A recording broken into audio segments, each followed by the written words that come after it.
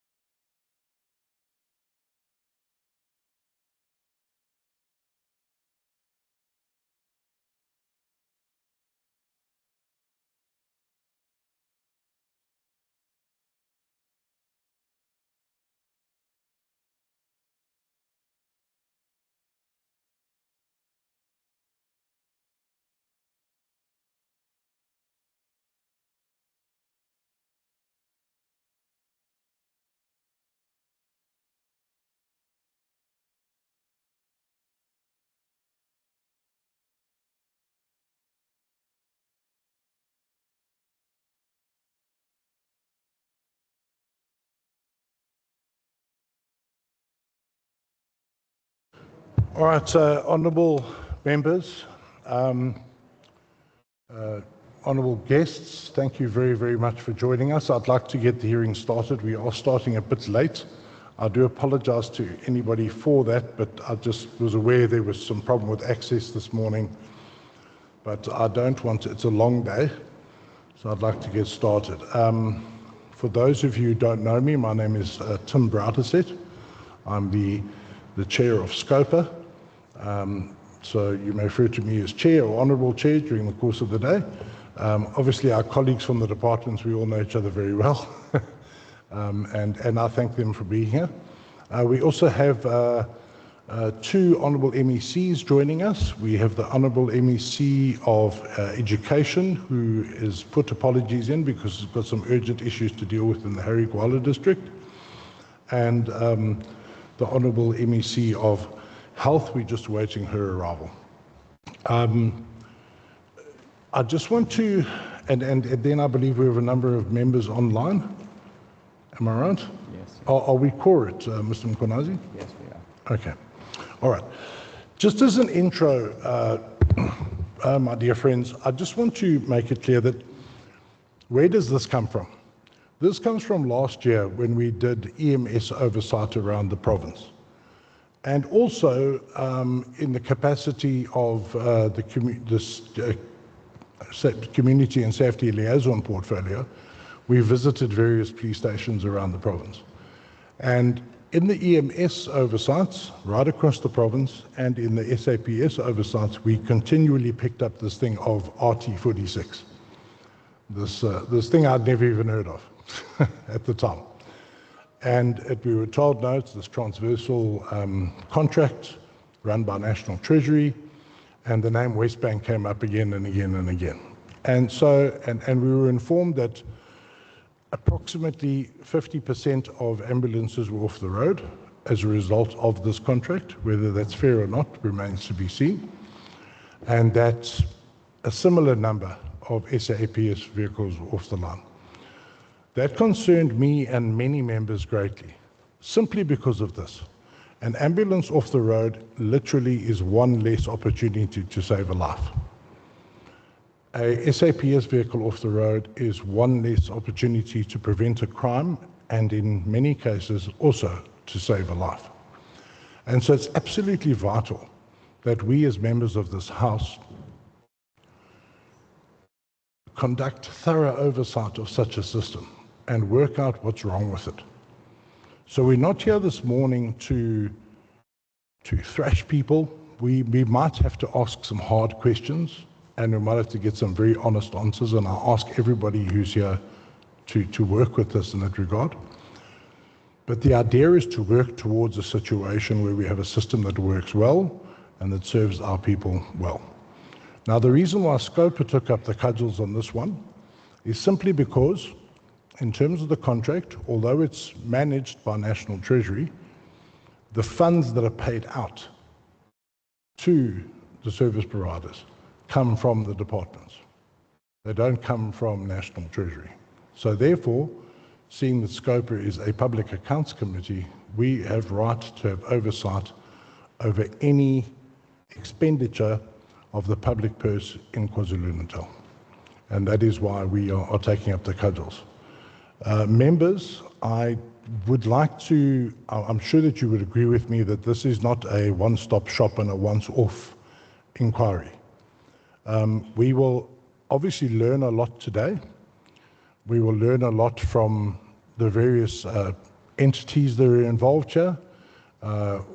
Today, just to quickly sum it up, we have health here, we have education here, we have community safety and liaison. Those are the departments most affected. Members, you'll remember that in the February and October hearings last year and February this year, we asked each department to give us a report on the effect of RT46 on them, and those were the three departments that the contract affected most. It's obviously health in terms of ambulances and in other vehicles, education in terms of learner transport, and community safety liaison, and I'm hoping that a senior member of the SAPS will be joining that team in due course obviously SAPS vehicles. MEC of Health, welcome. Please, would you come and sit next to your chair in the front here? Thank you so much. Then obviously we have also some private role players that are in the sector, and I'd like to welcome the representatives of MIFA. I believe also an industry expert, Mr. Seetal, I hope I've pronounced that correctly, Mr. Seetal, I think, is online. I don't know if Cabo can confirm that. We will bring them in for the input after the departments. And then we have here with us Westbank themselves. I've prepared them for tough questioning, but at the same time fair questioning, and I've asked them to be as honest as they possibly can. And then we should have Treasury here, National Treasury. Do we have National Treasury here yet? All right, okay, Mr. Mkwanasi, can I just ask you to chase them up, please, and just find out where they are? Or maybe I think they only have to come in later. They should be here by now. Oh, all right, okay. All right, so as I said, the idea today is to learn. I've always believed, I'm a long-time member of an organization called Roundtable, and Roundtable's motto is adapt, adopt, improve.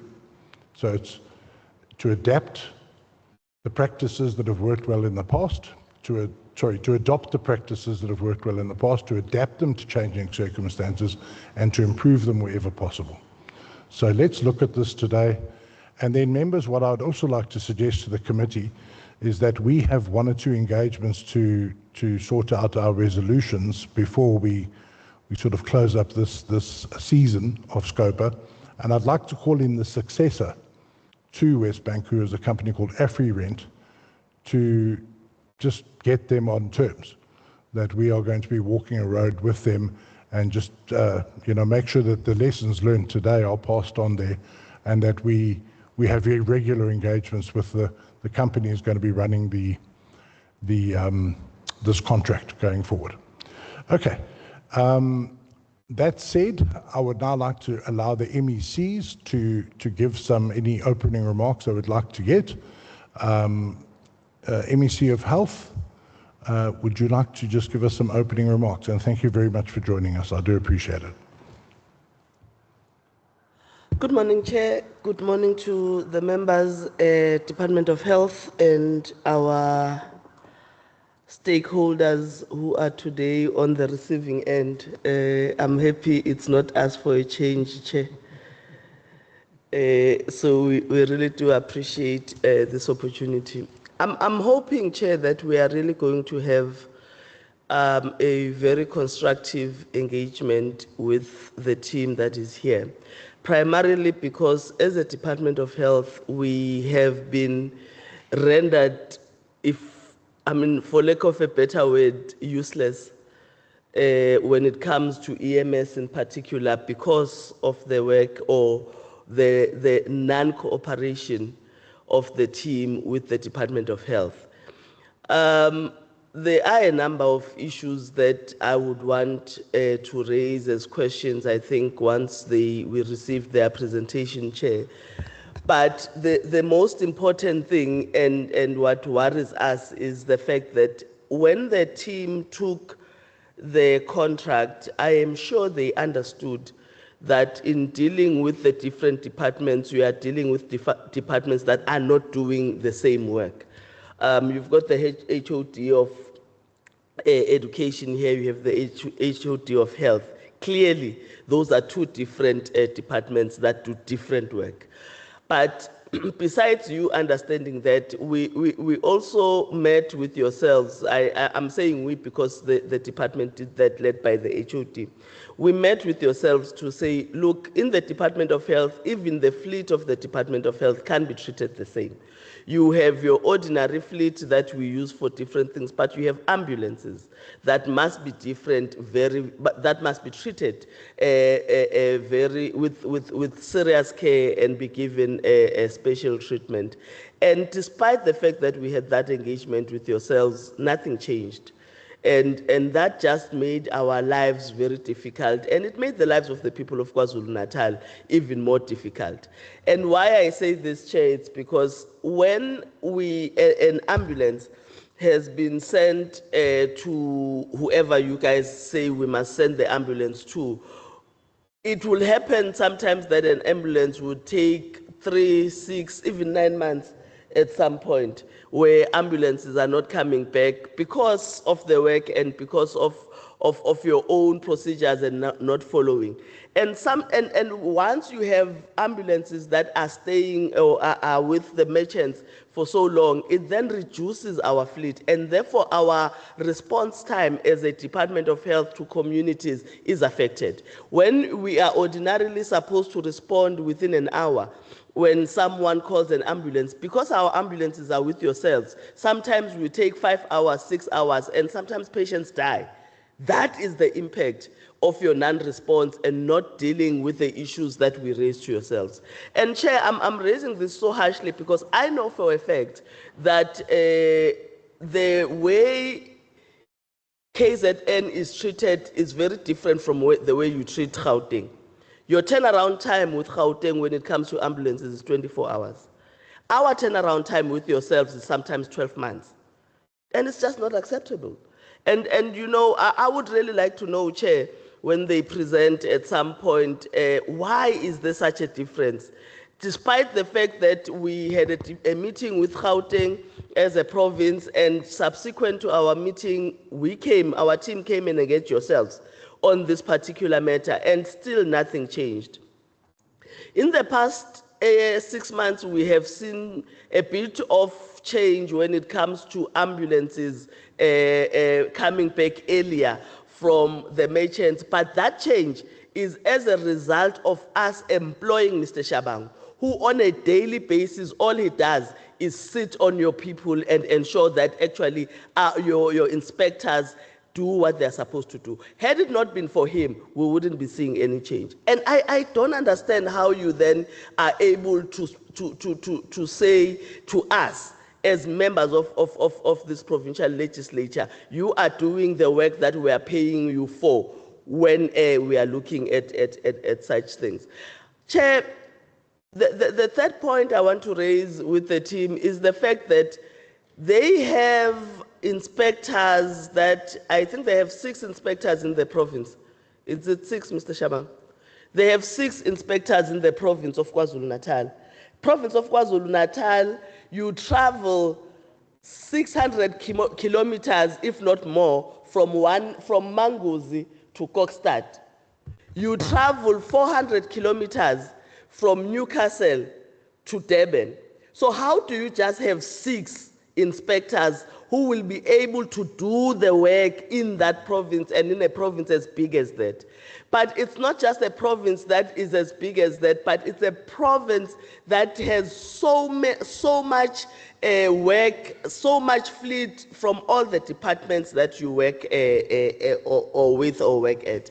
So my point with the team, Chair, really, is to try and get an explanation from them to say, what is it that they believe from where they are sitting? Do they believe that they have treated this province fairly? Maybe let me just ask that question, Chair. From where they are sitting, do they believe they treated this province fairly?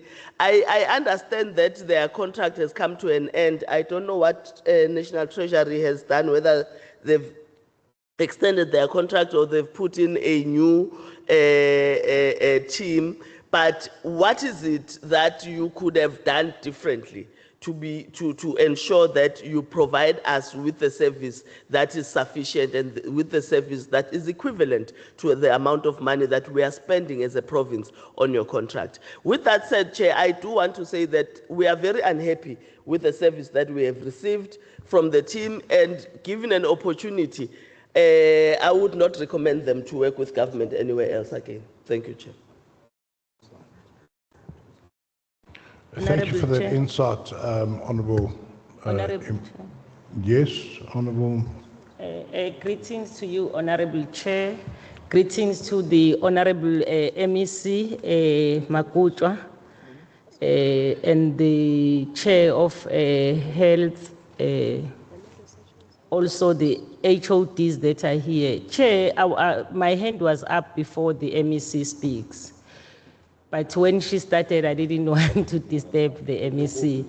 I thought we were going to introduce ourselves because we have got stakeholders to know whether TR46 is here or is online.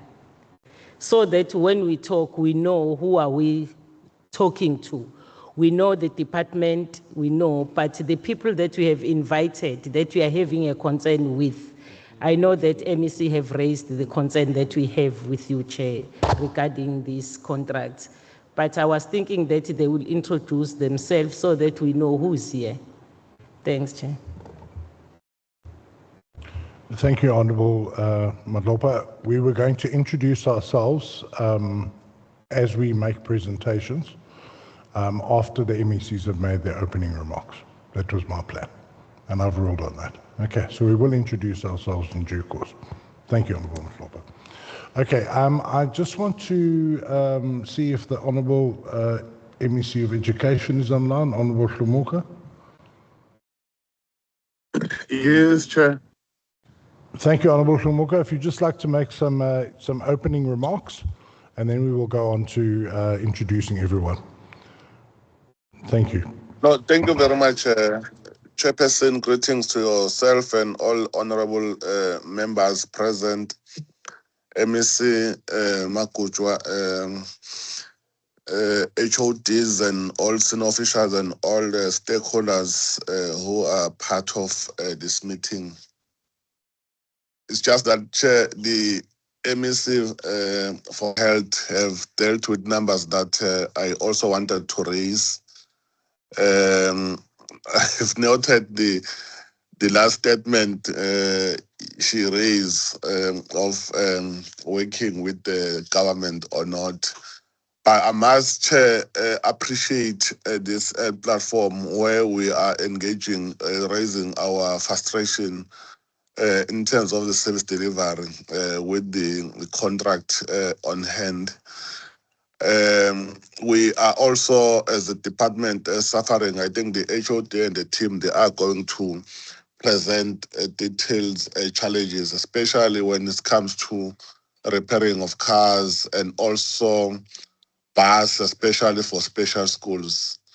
I'm raising it because it's a matter that have been even on media and even those who are in charge of special schools have been written to us and even to the PRIMA, and the PRIMA have also met them. And the way delays in terms of dealing with the issues of repairing or fixing our cars. But we must appreciate that. I think I don't want to repeat what MEC Smilane she have raised in terms of a turnaround time. It really compromises service delivery, especially for the Department of Education in terms of learners to go to school, which then affect the performance of our learners. But we hope that we'll get a detailed presentation, and we are going to engage with the presentation. And I hope that National Treasurer is now part of the meeting. I heard you when you were checking if they've logged in or not. We believe that they will be part of the meeting, and they will also give guidance on how to deal with these issues, because at the end of the day, it also affects us as a government. Having said that, we really want to appreciate this opportunity. Thank you very much. Thank you very much, Honourable Hlumuka, and we wish you all the best with the issues you're dealing with in the Harry Gwala district. We will now come to, quite rightly, as Honourable Madlopa has raised, the introduction of everyone. So I'd like to start with the members. I've introduced myself already.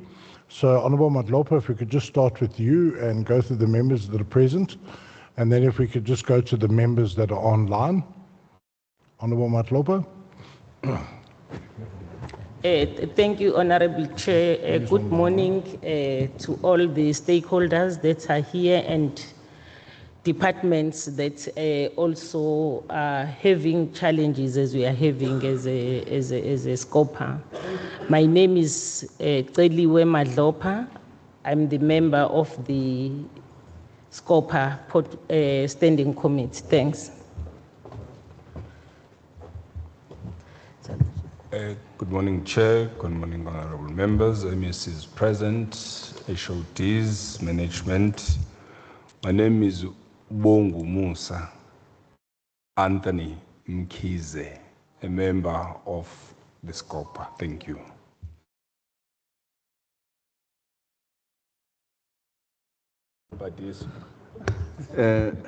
Thank you, Honorable Chair. Greetings to yourself and the honorable members, the MEC that is here, and the stakeholders. Although you have ruled on that matter that Honorable Madlopa may suggested or raised, we also wanted to know who is here. There is only one stakeholder that we are interested to see. It's RT46. Not that the other ones are not important, but that's a subject of the day to us as the SCOPA members. So my name is Tembiso Makubane. I'm the member of SCOPA. Thanks. Thank you. Can we go to Dr. Kika? Good morning, Chairperson. Greetings to everyone. Imran Kika, Chair of Health. Right, then can we go to the online platform for the members there? There's Honourable Naya, Honourable Lugwane, and Honourable Dirks. If you'd like to just come in and introduce yourselves. Thank you, Honorable Chair. Good morning to you. Good morning to everybody. I'm Lugwane, the member of SCOPA. Thank you. Good morning, everyone. I'm Honorable Marlene Naya and a member of the SCOPA committee. Thank you, Chair. Good morning, Chairperson. Good morning to the Honorable MEC Simelane. Good morning to the Honorable MEC Flamuga. Good morning to all other members. My name is Mervyn Dirks. I'm a member of SCOPA. I do not know if you wanted me to put on the camera, but it's not on. I have not seen the other members that introduced themselves put you on the camera. Thank you very much. That's fine, Honourable Dirks. I believe we've also got Honourable Mtetwa online and Honourable Gamede, if they would like to introduce themselves. Good morning. Thank you. Thank you, Chair. My name is Honorable Dr. Mtetwa, a member of the Health Portfolio Committee. Thank you. Good morning, Chair. Thank you for the opportunity. My name is Patience Gamed, the member of the Health Portfolio Committee. Thank you. Thank you, Dr. Taylor. Thank you, Honourable Gamede. It's good to have members of the Health Committee involved today as well. Okay, now we're going to go to the officials from the relevant departments. Honourable Magawani, just to make you fully aware, the two parties that represent RT46 here today are effectively National Treasury and West Bank, and they are both in the House. We will obviously be engaging with the departments first, then the private sector individuals who have volunteered to come forward and give us information, and then we're going to be going to actually bringing that information to National Treasury and to West Bank, as per the agenda. So if we could just start with the officials, just starting with yourself, ma'am, and then if we could just move down the line there, and then if we could just come back along this line and then to that line there, everybody introduce themselves, and then we can begin. Thank you. Thank you very much, Honourable Chair. Good morning to the MECs, the honourable members of Parliament, managers from the different departments, and colleagues from National Treasury and West Bank. I am Mrs. Penny Msimango. I'm the head of department for KZN Department of Health. Thank you.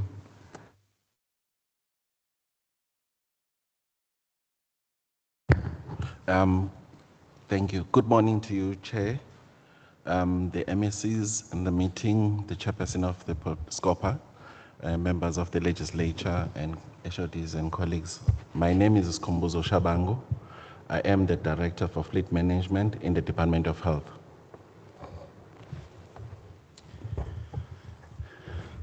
Good morning, Honorable Chair and members of SCOPA and members of the legislature who are on the platform and who are in the House.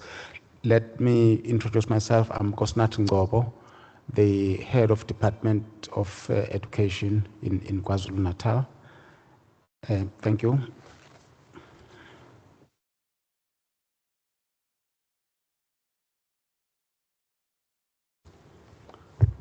Good morning, Honorable MEC, Chairperson, HOD, members of SCOPA, and our stakeholders.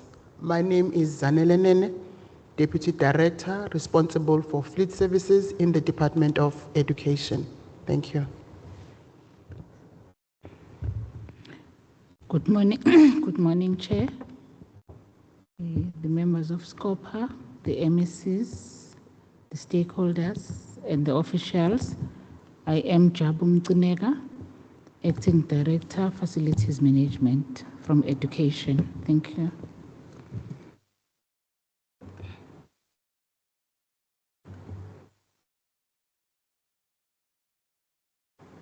Good morning, Honorable Chair, MECs present, honorable members, HODs and colleagues and stakeholders. This is Umakosi Pungula from the Department of Community Safety and Liaison, responsible for integrated planning, monitoring and evaluation. Thank you.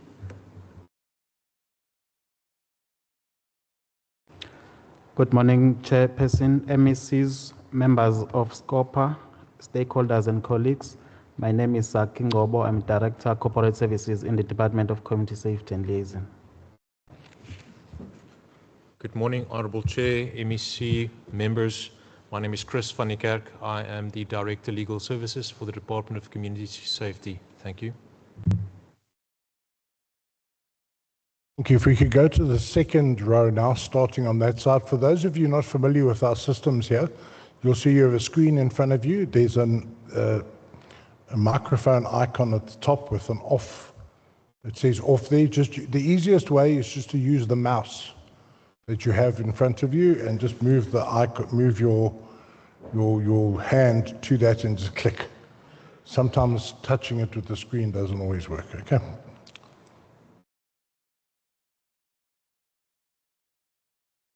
And please speak directly into the microphone so we can hear you. Thank you. Good morning, honorable members. My name is Mngobi Mkize from the Federation of Aftermarket Automobile Association. Thank you. Good morning, Chairperson, honorable members, MECs, HODs, and stakeholders and colleagues. My name is Neliswe Mhlongo. I'm the Director in the Office of the HOD for Education. Thank you. Sorry, I didn't get that. Sorry, can you please speak up a bit? My name is Neliswe Mhlongo. I'm the Director in the Office of the HOD for Education. Thank you. Okay, thank you. Chairperson, good morning. Good morning, MECs, members of SCOPA, and members of legislature who are here, and all our colleagues from various stakeholders. I am Mbongiseni Mazibugo. I am the Deputy Director General in the Department of Education. Thank you. A very good morning to yourself, Honorable Chairperson. Let me greet from all platforms, our Honorable MECs, the HODs, the members of portfolio committees, all the colleagues and all the stakeholders. My name is Yali Joyi, the Chief Financial Officer for the Department of Education. Thank you very much. Good morning, Chairperson. Good morning, honorable members. I'm Lorenzo, the Risk Executive for Westbank Fleet. Thank you. Good morning, Chair. Good morning, MECs, members, as well as stakeholders in the room and online. My name is Andisiwe Nikelo. I am the CEO for the Westbank Fleet Management and Leasing Business. Thank you. Good morning, Chair. Honorable members, all protocol reserved, trying not to mess up the protocol. My name is Marcela Simbanda. I'm from Westbank and I'm the head of the contract, that is RT46. Thank you.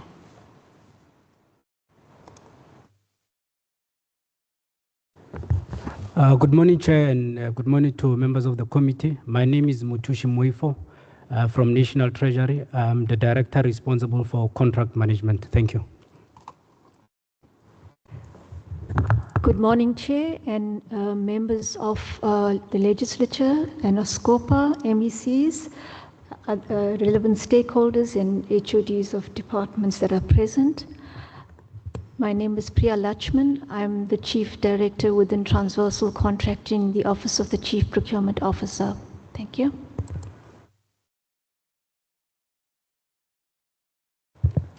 Good morning, members of SCOPA and MEC. My name is Munatezi Radzingana. I am Director responsible for demand and acquisition. Thank you. Good morning, Chair. Good morning, MECs. Good morning, other stakeholders that are present. My name is Leslie Munsami. I represent an organization that's called MIFA, and I serve as Secretary General there. Thank you. Good morning, Chairperson. Good morning, MEC and the members of SCOPA. My name is James Ngubeni. I'm the President of MIFA, which stands for Motor Industry Federation of Association. Thank you. Morning, Chair. All protocol reserved. I am Bongo Musa Madonsela, part of the MIFA generation.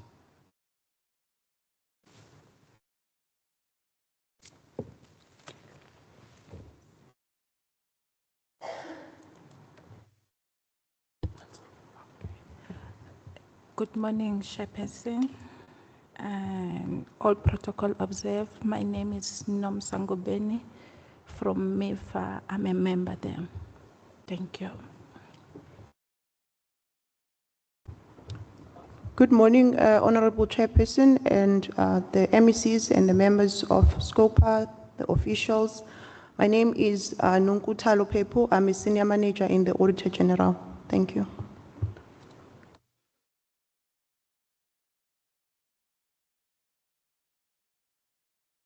I'm not sure, Kabo, if there are any other attendees that are online. I'm specifically thinking of Mr. Seatle. Can you see if Mr. Varshan Seatle is online? No. Not. Okay. All right. Sorry, I am online, Honorable Chair, Honorable Members. Thank you for having me. I am online. Could you just introduce yourself, sir? I'm Varshan Seatle. I'm a private contractor.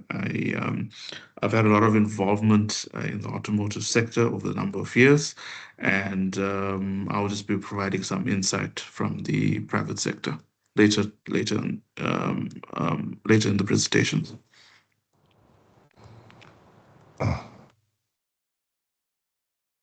Thank you. Right.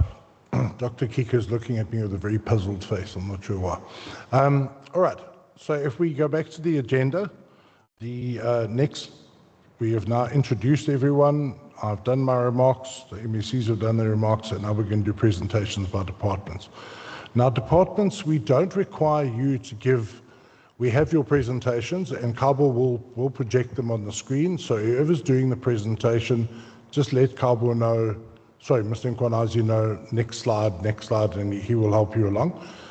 We don't need word for word. You've already presented this to us in October last year and February.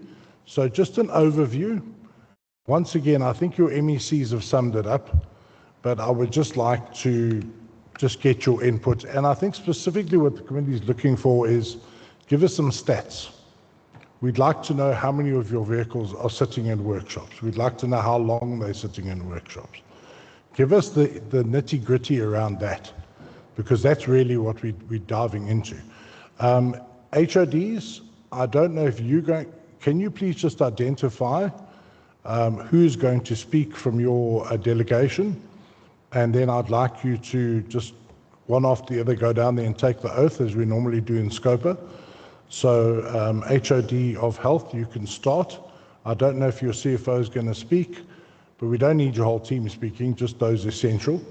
And then those who are going to speak right down to community safety and liaison, Please take the oath. You remember how the oath works. You raise your right hand, you say I and your full name, and then if you want to take the oath, you say, hereby swear that I shall tell the truth, the whole truth, nothing but the truth, so help me God. If you want to take the affirmation, you say I, your full name, hereby affirm that I'm going to tell the truth, the whole truth, and nothing but the truth. Okay, so if we could just do that, as I say, not everyone, but only those who are going to speak. If anybody else is called on to speak that hasn't taken oath, they can take the oath at that point. Okay, all right, so let's start with you, HOD of Health. Thank you. Thank you very much, Honorable Chair. I will take the oath as well, but the Director for Fleet, Mr. Shabang, will be presenting. So I, Thandi Penelope Msimango, hereby affirm that I will tell the truth and nothing else but the truth. So help me God.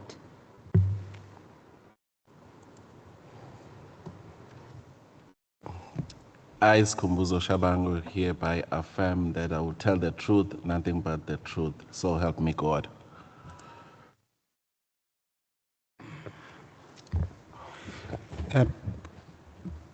Good morning, Honorable Chair, once more.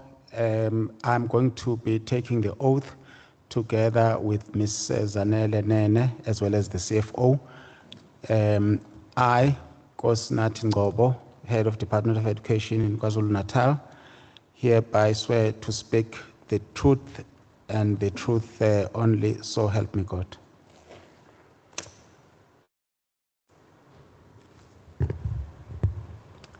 I, Zanele Nene, employed by the Department of Education, responsible for Fleet, swear to tell the truth and nothing but the truth, so help me God. I, Yali Pinduqobe Joy, CFO of Department of Education, hereby swear that I will tell the truth, nothing but the truth, so help me God.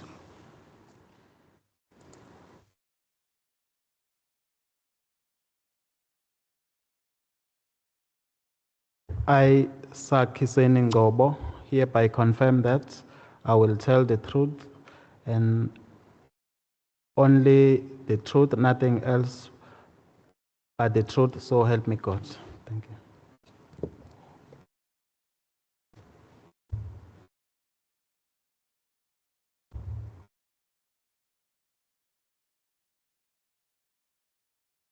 you. Is nobody else going to be speaking from community safety? All right, okay. But as you know the normal story. You've been with SCOPA many times. If anybody else does speak, then we just do that, just to get it on record. Okay, we will obviously swear in the other members when it's your slot.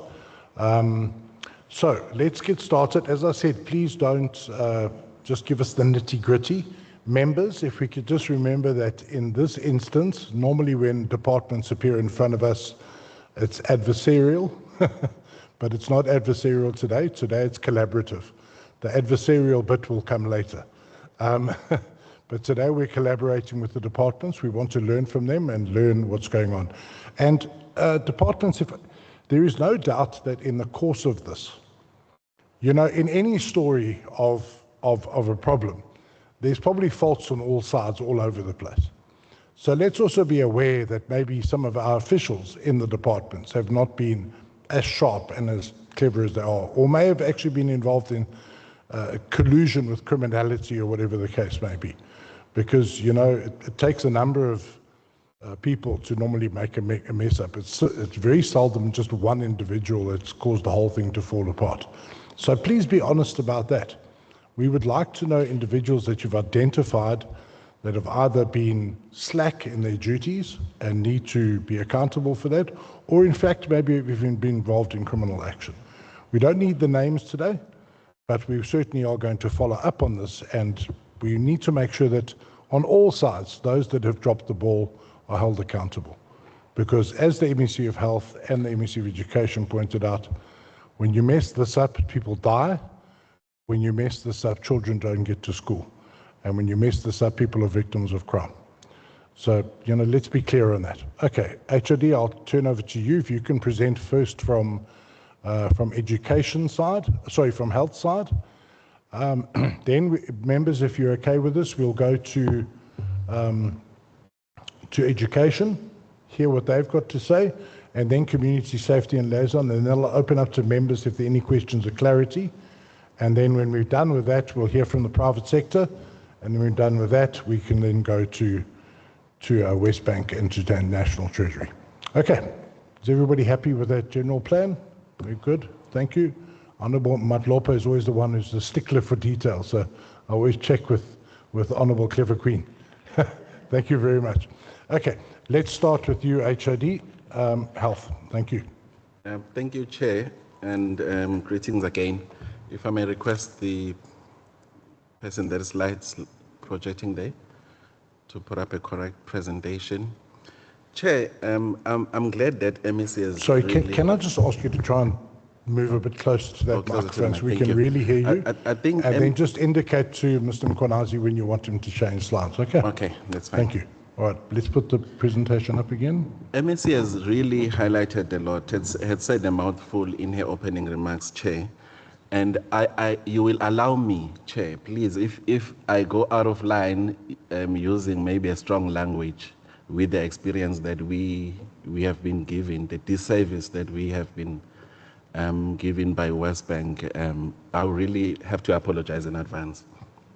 And reality, Chair, is that not only are we dealing with people that had literally had no regard. Can I just interrupt you for 1 second? I just want to let everybody know that I've had a conversation with West Bank before we started. And I told them that today's going to be tough. So West Bank are briefed. It's going to be a tough day. So they are ready for it, but they're also ready to be very honest with us and give us honest answers. So it's going to be a good engagement because everybody knows we're not here to be personal. We're not here to attack each other, but we're here to find the truth and to improve the system. Thank you very much. So please continue. No, thank you, Chair, for On that. a point of order, Chair. Okay. Do we need an ambulance outside? If you can find one, maybe. Yeah, no, Chair. Okay. Maybe you can do this like this one. Okay. No, thank you, Chair. The reality is that, and I've had many numerous engagement with West Bank. You are literally, Chair, you are dealing with incompetency at the core and at the center of it. I've joined the department in July. I've had engagement with them. You're literally dealing with people that you don't know whether their level of comprehending what Department of Health is, the mandate, and that we are the department that really deals with the life-saving and life-threatening situation. They would literally treat this department as a normal, like any other department. I'm not saying other departments are less important, but the reality is that they've not been coming on board. In spite of many engagement and interventions that we have had, and in most occasions, I must say, Chair, that they are people that you need to push them for them to do what is expected of them, for them to do their job. Now, if you can move from the next slide, I won't deal with the presentation outline. You can move to the next slide.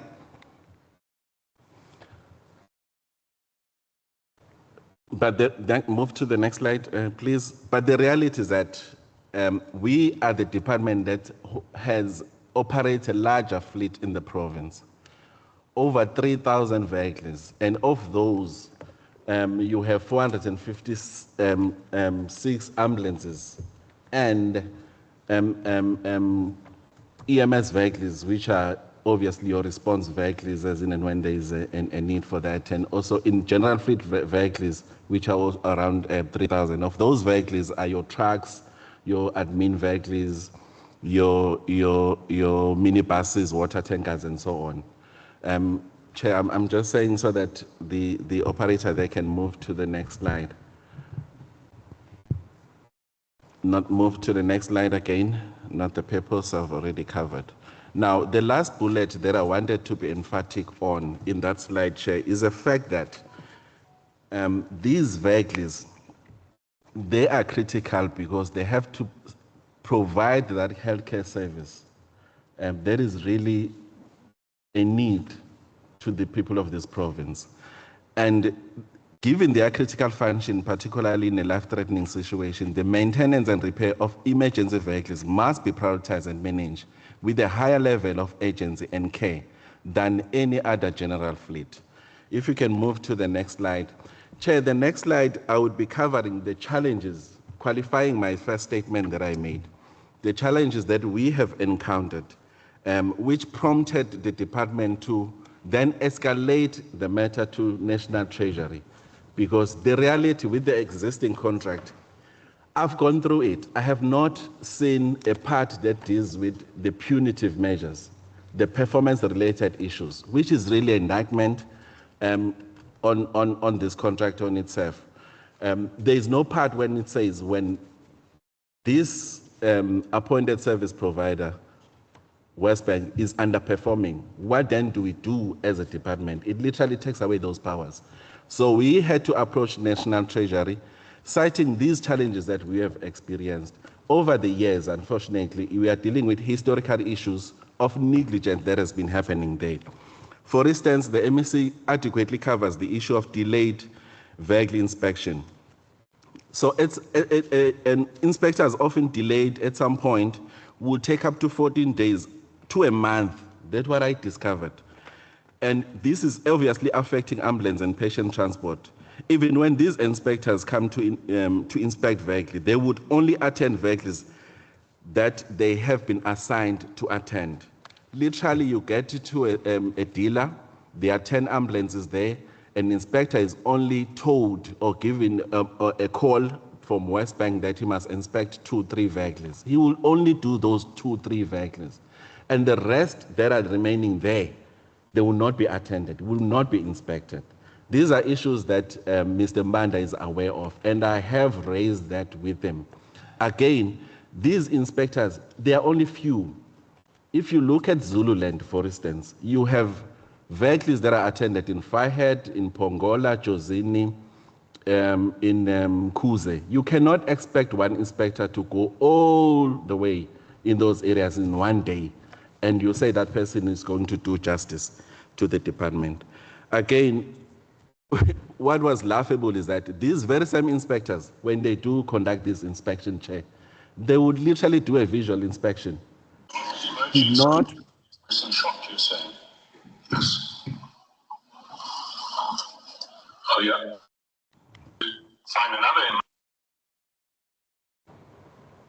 If I can Yeah, proceed, Chair. I can't see who that was, but please, can we all just make sure that So, we muted? They were doing the visual inspection without the tool. So they would actually hear from what the dealer says, look at the quotation, and then confirm, and then the quotation goes through. Now, we have had the reality of the excessive vehicle being retained with the dealers, and which was really crippling our health system. And for them, it was literally business as usual, and there were no checks and balance. Literally, they were not accounting to us. And when you engage them, they would literally treat you like a stepchild, not even. At some point when I had a call with Mr. Mbanda, I say, I don't want to, I'm sorry, I'll have to be personal because what frustrated me when I started. You call a person and says, hey, skumbuza kambi kanjalo kwenziwa kanjalo. You feel that this person doesn't literally care, doesn't comprehend the situation that we are in. And so, again, the poor workmanship and the quality assurance that was not being done. In several instances, vehicles had to be returned to the dealers for remedial work due to substandard repairs that was done. The contractual obligation of Westbank inspectors to conduct through pre and post service quality assurance and checks was not adequately discharged. Chair, to this day, I'm not certain whether these inspectors do even possess the requisite qualification. I am doubting, to be honest with you, Chair, that they really do possess that requisite qualification. I can tell you even now, Chair, that we still have ambulances, emergency response vehicles, that are still with dealers back as July 2025. And you then want to engage in a collegial and you say the relationship has to be a collegial relation. If I had powers, Chair, I would have opted out of that contract some time ago. Unfortunately, it was a contract that was binding us. We could not move. The leadership, and if you move to the next slide, leadership and management gaps. WesBank has demonstrated a lack of agency and understanding of the department critical mandate. I've covered that part. We are dealing with life-saving. I've covered that part in that bullet, and also the capacity and communication issues. Unfortunately, when you are sending them emails, sending the very same manager, sending email, he would literally not even acknowledge it, respond as in and when he feels it is necessary. Even typically last week, I was frustrated because I could not balance figures of the vehicles that ambulances in particular that are with dealers and ambulances that are operational at the time. I sent him a text on a Sunday, he does not respond. I send a reminder on Wednesday, he does not respond. Now that we are coming here a day before on a Sunday, then he starts sending report and asking questions. And I was just so frustrated. I'm saying, okay, now we are back again to this situation. Now, again, I've covered the part, that bullet that says incomplete and inaccurate information that was provided to the department. They have a responsibility of ensuring that this department, they manage the repairs and maintenance of these vehicles, essentially the whole fleet of the department. They should, in any event, have detail of each vehicle, the status, where it is, what is the status and how far with that vehicle being attended at that dealer. Now, what I've also experienced, Chair, and I must say to the House, is that from when you go there to these dealers yourself, they will sit in the boardroom, have tea, being served with lunch, and then they would literally leave. And you ask yourself, but you were there, what was the outcome of you being there in the first place? How many clearances were sorted? How many authorizations were sorted? They can't give you that figure to a level that they can't even tell you how many vehicles would have been released. I had to push them that send me a text, a WhatsApp, as in and when you land, there's a vehicle that gets released at a particular dealer. And it's a struggle that you have to beg for these things from them. The benchmarking prices, Chair, this one, I don't know whether the state is being ripped apart. The reality is that they would give you a clearance, they would then have a category where it says it's a benchmarking price. And then they would have a price, actual price at the time. So the benchmarking, how it's done is that how the previous repair of that price. Now, for instance, for my vehicle, if you go and change a battery would cost you around 2,000 Rand. And there won't be any labor to pay for that. But for WesBank, they will charge a battery for 2,500 Rand. On top of that, there is labor of more than 3,500, 3,800 Rand. These are some of the things that I had to observe when you are signing these clearances. That was happening. The benchmarking prices will be over 400% above the actual pricing. And then you can't sit and not think there's collusion there. Honestly, and speaking, so those are the things that we were subjected to, including the COF issue. Please, Chair, if you will bear with me, I have to share this frustration. The trucks, the ambulances, for instance, they are subjected to the COF, your certification of fitness, every 6 months. Now, for a normal taxi that runs in Long Market, it's around 800 Rand, around 1,000 Rand to get that vehicle being done. But for what we are paying, they would first charge a COF certificate around 2,000 and odd. On top of that, charge labor. And you ask yourself, but there's a labor person who has to do this thing. So the cost to that effect is so high that it is unexplainable, for a lack of a better word. And the work description on the clearance is so ambiguous. Sometimes it's incorrectly written. And the part, mostly, and this vehicle is unfortunately because I'm being chased by other small merchants on this one. The fact that Most of these vehicles were being taken to these small merchants with no capacity to deal with the vehicle. For instance, you own a Mercedes, you know very well, you can, for a lack of a better word, you can't take a Mercedes to a push mechanic because it needs someone with a specialized skill to deal with such. Even the engine oil that you put in that vehicle, I'm not saying I'm publicizing Mercedes, I'm just making an example. Even the engine oil that you put in that vehicle, it's a quality that has to be compatible to that vehicle. Now, historically, because these vehicles were taken to all these SDIs, the small merchant, they then tampered with these vehicles. And them tampering these vehicles, hence then when you take this vehicle to an original dealer, they discover these additional deficiencies. Some parts being taken and replaced with cheaper parts, using aftermarket parts, which are categorized them as Chinese parts, who do not have a durability or lasting and so on. Even these small merchants will not even get you a warranty chair. So this is now then a decision that I had to take with them to say, but why are you not taking a Mercedes to an original manufacturer? Take it to the Mercedes-Benz where it can be correctly attended to so that we do not have this recurring repairs and maintenance requirement to this vehicle. So that has been an issue. From then, they started then channeling these vehicles to this original dealer. But I can tell you now, if I went to the population, the raw data that I was given yesterday, it is so disappointing that you still see such vehicles being taken to somewhere you don't even know. Some they don't even know, I don't know. But then again, what becomes a problem, Mr. Mbanda knows, because he did tell me that some of the officials within West Bank had to be dismissed, 8 of them, sometime in November and December.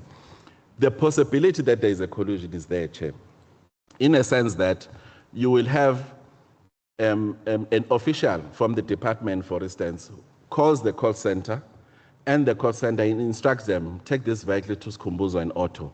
And that vehicle will be taken to Skhumbuzo and Auto company. And surely the pricing, they would even add items that are not even, the car is just gone there for service. And basic items. There would be additional items that we can't even understand what is happening. So this is what we have been subjected to with West Bank in particular. I'm hoping the new service provider will come with different methodology and systems in place. I think I've covered the part on collusion. With the department, on those issues that we've identified are matters that are currently under investigation, and we are dealing with them as such. Again, if you move to the next slide, I think the rest slides, I'm just going to be highlighting them. So at some point, Chair, there were vehicles sometime in August that were withheld by a particular service provider in Elembe for over 11 months. And you ask questions, you are not even given a report why these vehicles are withheld with the service provider. And the only logic will be West Bank has a relationship that is unbecoming or is questionable with this particular service provider. You can't have a service provider who can have an audacity to keep state vehicles at his dealer and not wanting to release them. And I can tell you, Chair, even now, there is a truck, unfortunately then, through the intervention, because we had to write to them, we had to be firm with them, and Mr. Manda is here. Even there's a truck that is still up to date, has not been returned to us, because now there are additional items that we need to be paying for, which we have already paid for, which I'm saying I'm not going to be paying that. West Bank has to pay for those additional items. The call center that they have, unfortunately with them, as I said, there is a potential collusion there that is happening. For instance, a vehicle that is below 100 kilometer is traveled less than 100 kilometers. You can't take that vehicle to someone who has no competency to deal with that vehicle. But that's what has been happening, unfortunately. Again, there were dealers that were overwhelmed and had a volume of vehicles. And they know exactly that these dealers do not have capacity. What are you expecting? You are dealing with emergency vehicles. Why are you giving this particular dealer so many vehicles to attend to when you know exactly do not have a capacity? Again, towards the last part, I've done an analysis, Chair, with the team. We looked at vehicle in terms of the multiple transactions because they also have a responsibility. They are providing the card facility. We've done some sort of an analysis of their transactions, the report that would be given to us on a monthly basis. We picked up that there were vehicles that would travel less than 100 kilometers. They would fill up now. For an example, it fill ups here in Maritzburg. It travels less than 30 kilometers. It fill ups again. It travels 10 kilometers. Within a day, 4 fill ups. And the reality is that it is an indication of their weakness on the card system, because that card system, when you punch the kilometer of the vehicle, it should be able to pick up when you are filling up the second time that these mileage are not balancing. It should be automatically decline. And that's what is not happening. It is becoming so vulnerable that it is becoming to rip the state apart. So we've picked up these cases. We are investigating them case by case. Unfortunately, in some of the cases, what I then picked up is that it will happen that a card will decline and then try again at a petrol station, decline, and then it goes through. But from the invoice, it will reflect as a transaction. So these are the transactions in terms of the R46 that we need to flag with them, and then they will have to reimburse. They have been reimbursing some of them, but unfortunately others are matters that have not been reimbursed, which we are investigating. A report will be put through, which will be presented to HOD with recommendations going forward, where it does implicate officials within the department. So this points out to a very systematic governance challenges that we have with West Bank. And again, the toll issues, you can't have a vehicle stationed in Maritzburg, but there's a transaction reflecting in Gauteng, in Limpopo. That's what has been happening. They know, we've written to them that, but how is it possible? How are you even allowing it? So they will have sort of excuses and so on and so on. So those are some of the issues that I have been bothered with that has been happening with this contract. If you move to the next slide, Chair, I will now be running fast. These are just few issues because I wanted to share my frustration and the challenges that we've been experiencing. The slide that now talks to the current challenges. Chair, I think it's slide 8. Yeah, contract challenges, slide 8. Now, Chair, to confirm that whatever the data, as in and when we request this data from them, it is never accurate. Since I've joined, I have been receiving information that no, things are normal, are okay. In December, when I had to visit these dealers, test it myself, I discovered in December that there were 38 emergency response vehicles at Stocky Motors in Newcastle. And the report that was given to us, it was saying 18, things are normal. I panicked, I was so stressed and frustrated. I phoned, he knows Mr. Mbanda. I was so angry with him that could he allow that, because he's been reporting to us as things are normal, Stocky is performing and all of that. Because he himself, he does conduct this visit. How could he not picked up that there are almost 38 vehicles that are hit with one dealer? These are ambulances, for God's sake. So I had to tell him, write to him that block these Stocky Motors. And there's a number of garages that I had to intervene, including UD Trucks, Bosch in Pinetown, Inyanga Motors in Pangeni, Garden City in South Coast, Midway. I don't know whether they've blocked Midway, so I wouldn't know. But I'm sure of these others. This one is in Richards Bay. They had to block them. My instruction to them, unfortunately, which also had to overstep my responsibility, because I was saying to them, even if it's a government, any government vehicle, just block those. Let them deal, at least let them give us 70 or 50% of those vehicles. And then we can have a conversation whether they are getting any additional work or not. That did happen. Up until now, Stocky had, at some point 2 weeks ago, they were remaining with 2 vehicles and 1. So I was happy with that. And also the UD truck. Nyanga Motors is still a challenge. Now, Chair, the next slide, I wanted to bring to the attention of the committee that even this contract, RT46, it literally needs to be reviewed. It literally needs to be reviewed on the fact that it is also contributing to excessively prolonged turnaround time for these vehicles to be referred. The reality is that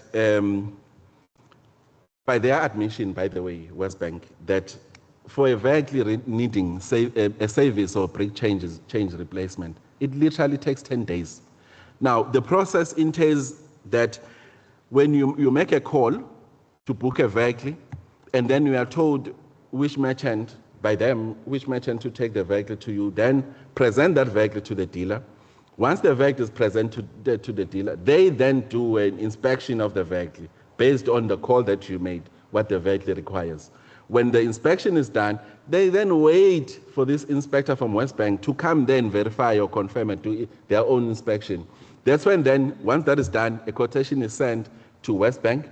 Then they start generating what you call a clearance, which takes its own time because there's a team there that has to work dealing with that clearance. Once that is done, then the clearance is sent to the department. We then look at that, verify it through our own internal process, confirming funding, whether we do have, and then we send that to West Bank. Once that is sent to West Bank, then they generate an authorization, which we'll call an order in a simple language, to this dealer. Then this dealer starts ordering parts for this vehicle. Parts that can take forever. And Chair and members, currently we are in a situation of the global challenge that we have already in the Middle East. Some of the flights had to be suspended. And most of the dealers are now starting to start feeling the pinch because these parts are delaying, which are parts that are ordered overseas, and especially in Europe.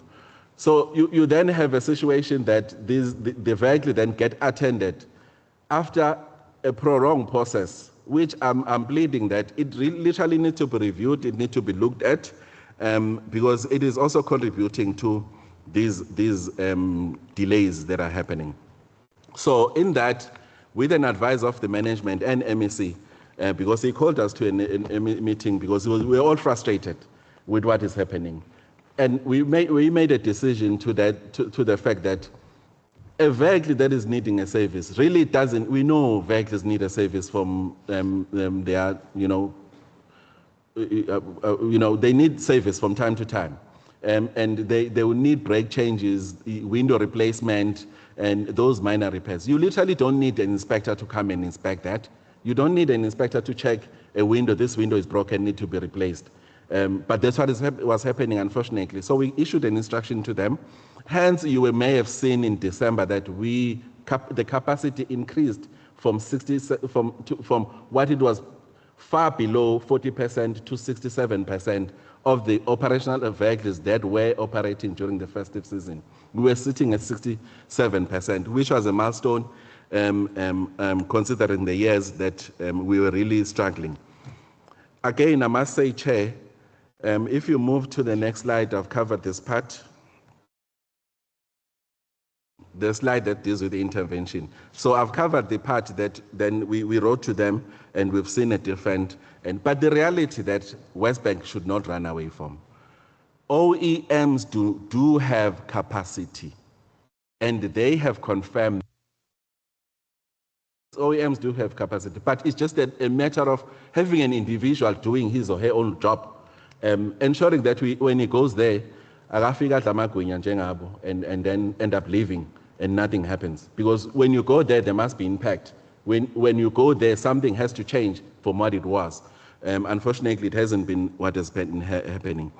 If we move to the next slide, Chair, I must say that from 67, we have seen a decline. And us going to 60, amongst others, was a contributing factor that National Treasury had to come on board. We had our Mondays meeting with them to keep checks and balances with them. It did help a lot because information was coming and there was a team that was deployed by West Bank in the province to try and intervene, including taking inspectors from Cape Town coming. So unfortunately, all of those, we've regressed. Those inspectors are no longer there. Things are back to square one. We are now sitting around 50 odd. Which I was anticipating in December, if we were 67, at least by now, we should be around 80% of availability, in particular for ambulances. So we've regressed significantly, Chair. They will present the report, they will show it to you to indicate that the performance has really gone down than like what it was. At some point, we lost 3 weeks. By the way, with the current situation, you can't even lose a day of signing off a clearance. You can't even lose. So we lost 3 weeks, 2 weeks, where the team was dealing with card issues, because the contract it was going to come into an end, it's going to come into an end in end of March. So they were then producing new cards, which has to be issued for the remaining 3 months of the extension. So we unfortunately, we lost that time. And those are amongst other contributing factors that I thought they may possibly be an issue. This part, I won't dwell on it. So they are also utilizing board services across the province, which have identified some of them do have a capacity. If you move to the next slide, in terms of the interventions, I've covered this part. I don't have to dwell on it, Chair. The next slide, please. I don't need to dwell on it. I want to rush to the last end slide. Okay, if you can move on this one again. Go to the slide that has a template. This one, so it's just an indication from October comparison. So how we were in December, where 67%, and in January we regressed to 60%, and in February to 57%. I can tell you now for sure we are below that percentage. There's a slide that shows a map. Before that slide. Before that slide, that shows a map.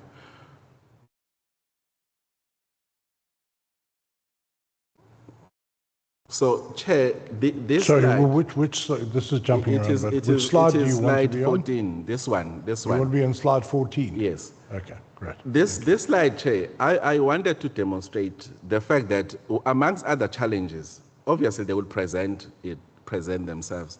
When you compare with Gauteng, unfortunately for them, they have a variety of dealers available.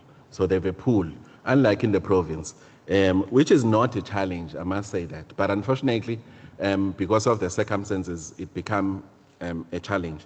For instance, most of the commercial motor, these dealers are centered in 3 districts, Tumajuba, eThekwini, and King Cetshwayo, which literally says a vehicle from Kanyago, they would have to go to Empangeni for just a simple service. And also Amajuba, they will have to go, Amajuba, dealing with Tukela, Mzinyati, Herigwala, you know, so and so on and so on. So that's just I wanted to demonstrate that there is that bit of a challenge there in terms of the spread of the OEMs across the province. And again, I had asked them to identify dealers that are registered with capacity in and around Umkhanyakude, to explore them, test them if they would be able to deal with our volume of vehicles. So I've given them a list. I asked the team from the district to look at those dealers that they probably may have done work before in every relationship. That list, they do have it. It was shared with them. So I'm not certain of whether they are exploring that with them as well. The slide that I want us to go through, the slide 16, then I'll get to my last slide, and then I'll conclude, Chair. My apologies for taking longer. So from the 10th, this is the status as of the 10th, which is the last report when I worked on this, the report that I received. So this is just a distribution of these OEMs across the province, the top 10 that we have. The last slide, Chair, the next slide is slide 17. Chair, our proposed immediate intervention there, we are proposing, and also to this committee and also to West Bank, unfortunately with their 3 months, I doubt there will be anything changes that can happen, is that there is a need to strengthen inspection capacity. We are saying West Bank should allocate additional inspectors to ensure timely assessment and servicing of our vehicles, with a priority given to EMS vehicles to minimize downtime and service disruption. Secondly, we are saying there's a need to improve account management capacity. It's a laughable, that team that they have, my apologies if I use it the wrong term, they are grossly incompetent, because they themselves, their account managers, you don't even know what they are managing, because you ask them a vehicle, they can't even tell you, but their sole job is to focus as account managers. there is a need to increase the number and capacity and capability of account managers responsible for managing merchants and dealers. The current capacity has proven inadequate, resulting in performance gaps that must be addressed urgently. Streamlining of RT46 repair process. I've covered that part. I'm appealing that we really need to conduct a comprehensive review of RT46 repair process, which are currently lengthy and administratively cumbersome, with an aim of improving turnaround time and reducing bureaucracy delays. And also, they are not blacklisting these non-performing dealers.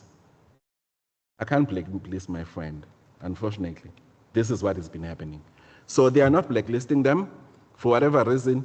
That RT46 contract doesn't even give you an option to blacklist. So I don't know what has happened. Maybe they would present something different, that they have blacklisted some. I'm as yet to hear who they have blacklisted in the province. But the recommendation there is that there has to be those underperforming contractors and contractors, saying contractors, I'm coming from public, the merchants, they must be blacklisted, those that are found wanting or they are not performing to the expected level.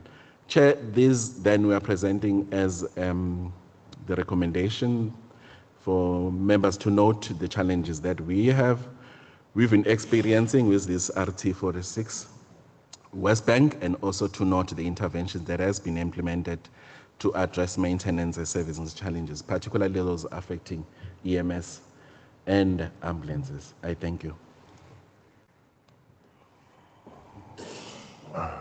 Sounds like I need the Department of Health this morning. Thank you very much. Just quickly on a personal reflection, a week ago, Tuesday, I took my wife's vehicle in for a service on a diesel. I had purchased the spares myself. I dropped it off. It was a service MEC, replacing 3 fan belts and a cam belt and a cam belt tensioner. Okay, so it's kind of a major service. I promise you, we dropped that vehicle at 7:30, and at 10:15, they phoned me and said, come fetch your vehicle. That's how long it should take, or it can take. And that just gives you an idea. Literally under half a day. In this case, it was literally about 2 3/4 hours. So obviously that's really, really quick, and that was a workshop that wasn't very busy. But when you talk about a month, it's crazy. Okay, shall we move on then to education? Sorry? Chair? Yes, yeah. I don't know how members feel. Do you want to ask questions per department or let all the departments report? No, thanks, Chair. I think it's proper that we ask questions per department, trying to save time as well. Thanks very much again, Chair. Okay. Thank you very Over much to the presenter. Chair, we've got a problem that has been not just persisting over the years. Clearly, it seems that this is a proper state capture. Proper, well organized from high up there. There is just chewing and chowing government money to the extent of government coffers. And seemingly look like the department, their hands are so tight, roped, they can't even complain anywhere else because they've been told it's national treasure, like it's this animal above than a lion. So they can't do nothing. Yet you've got issues, service delivery issues to this particular department, and they can't do anything. Clearly they can't do nothing because of this problem.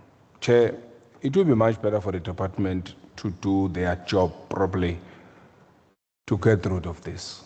Doesn't matter if it's national treasury. And from the reports, I don't know much about corruption, but I can tell you today, Chairperson, there's a lot of corruption going on in national treasury around this contract.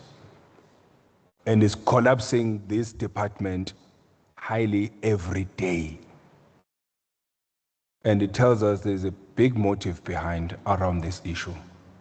Chair, we cannot afford here in KwaZulu-Natal to have this service provider, if they are service providers. It doesn't matter if it's in the treasury, they need to hand it over to the department to run it themselves. They are capable and qualified enough to deliver to the people of this province. Thank you. Thank you, Honorable. Honorable Madlopa, then Honorable Magawani.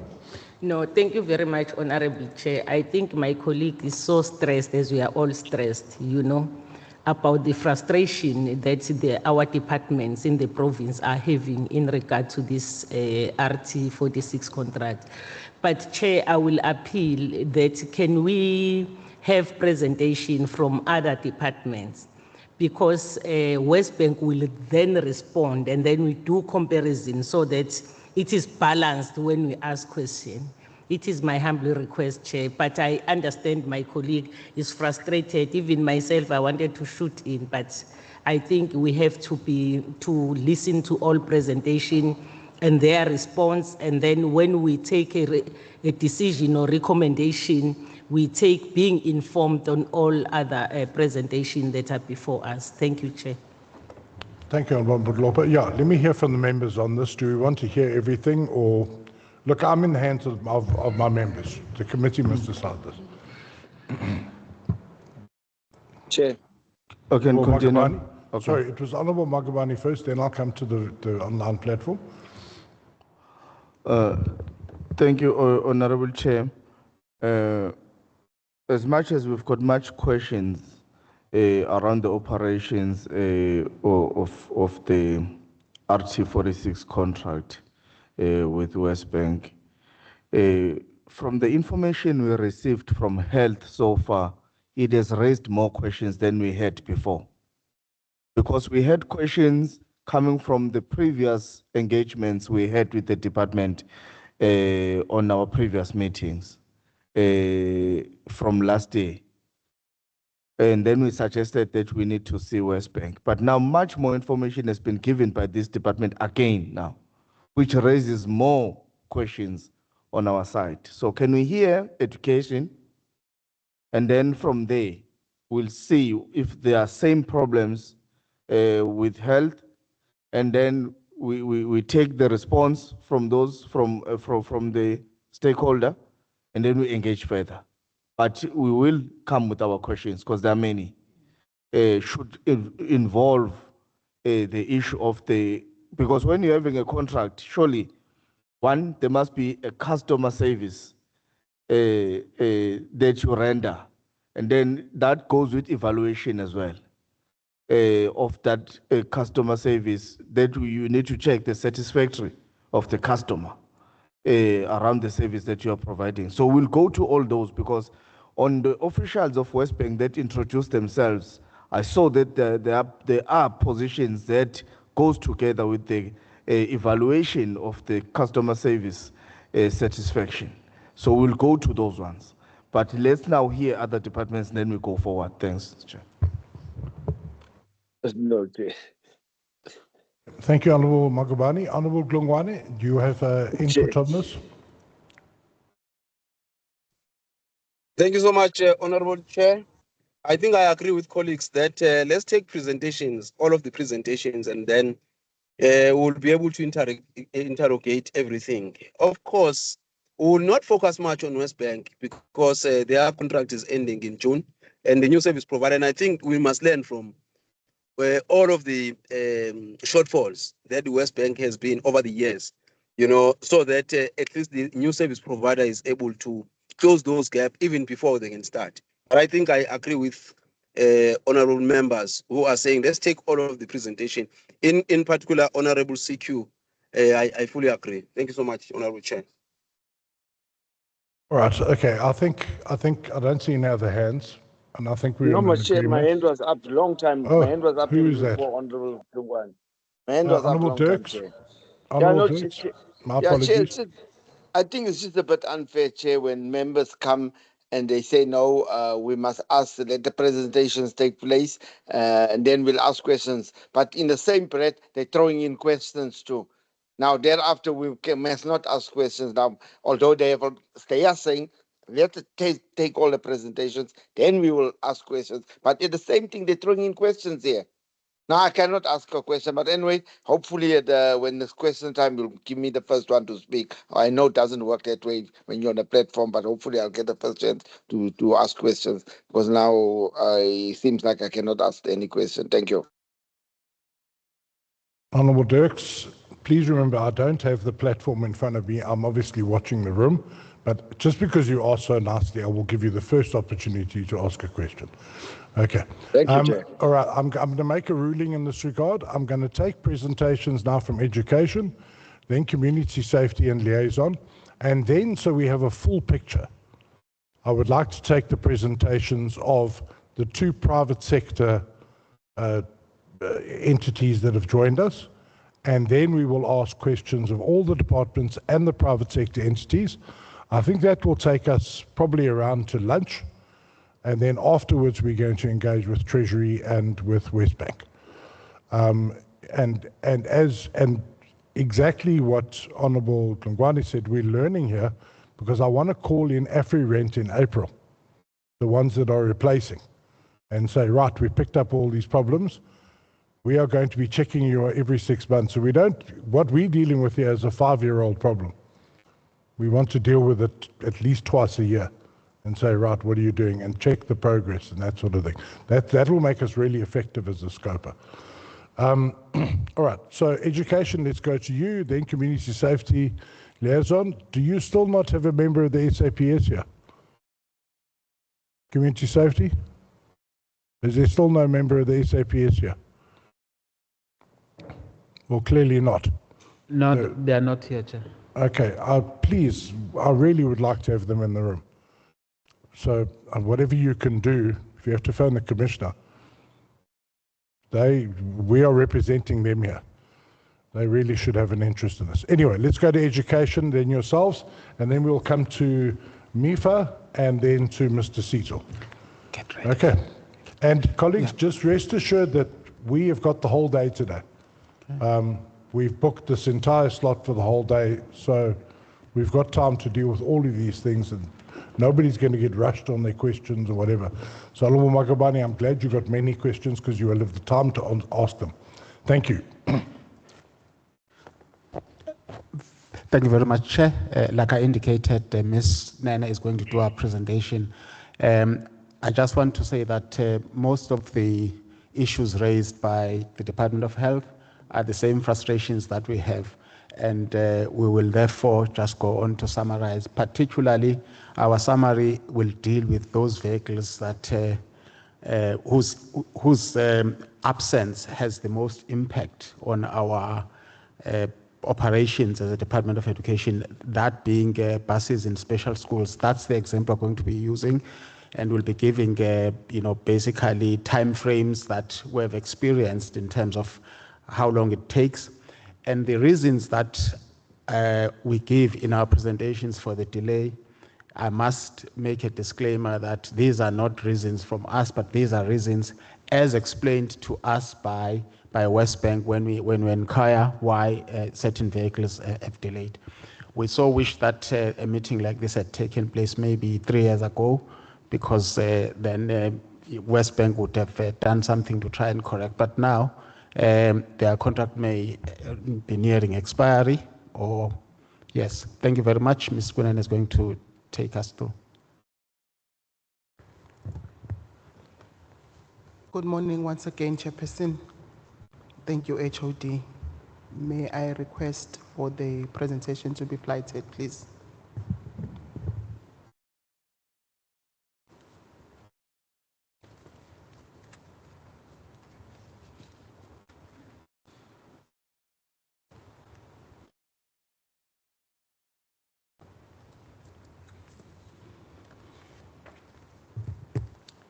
Thank you. Through you, Chairperson, so if you allow me, perhaps let me wait for the report to be flighted.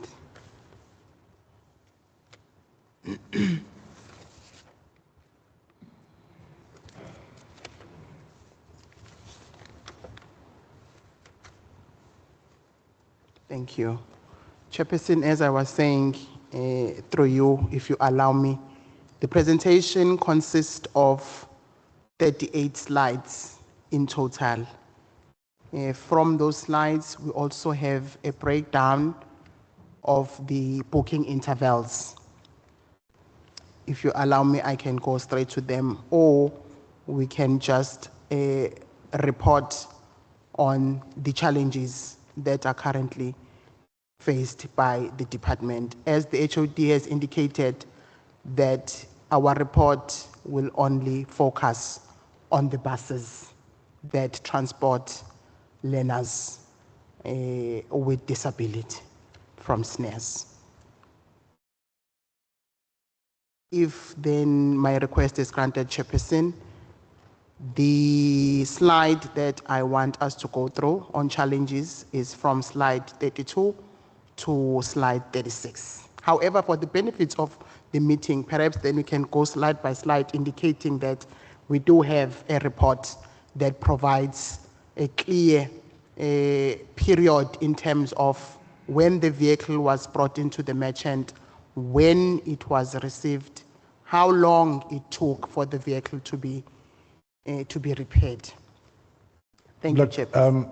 Yeah, we have looked at the report. We see that level of detail. Thank you very much. I think take us in. You heard what the HOD for the director did for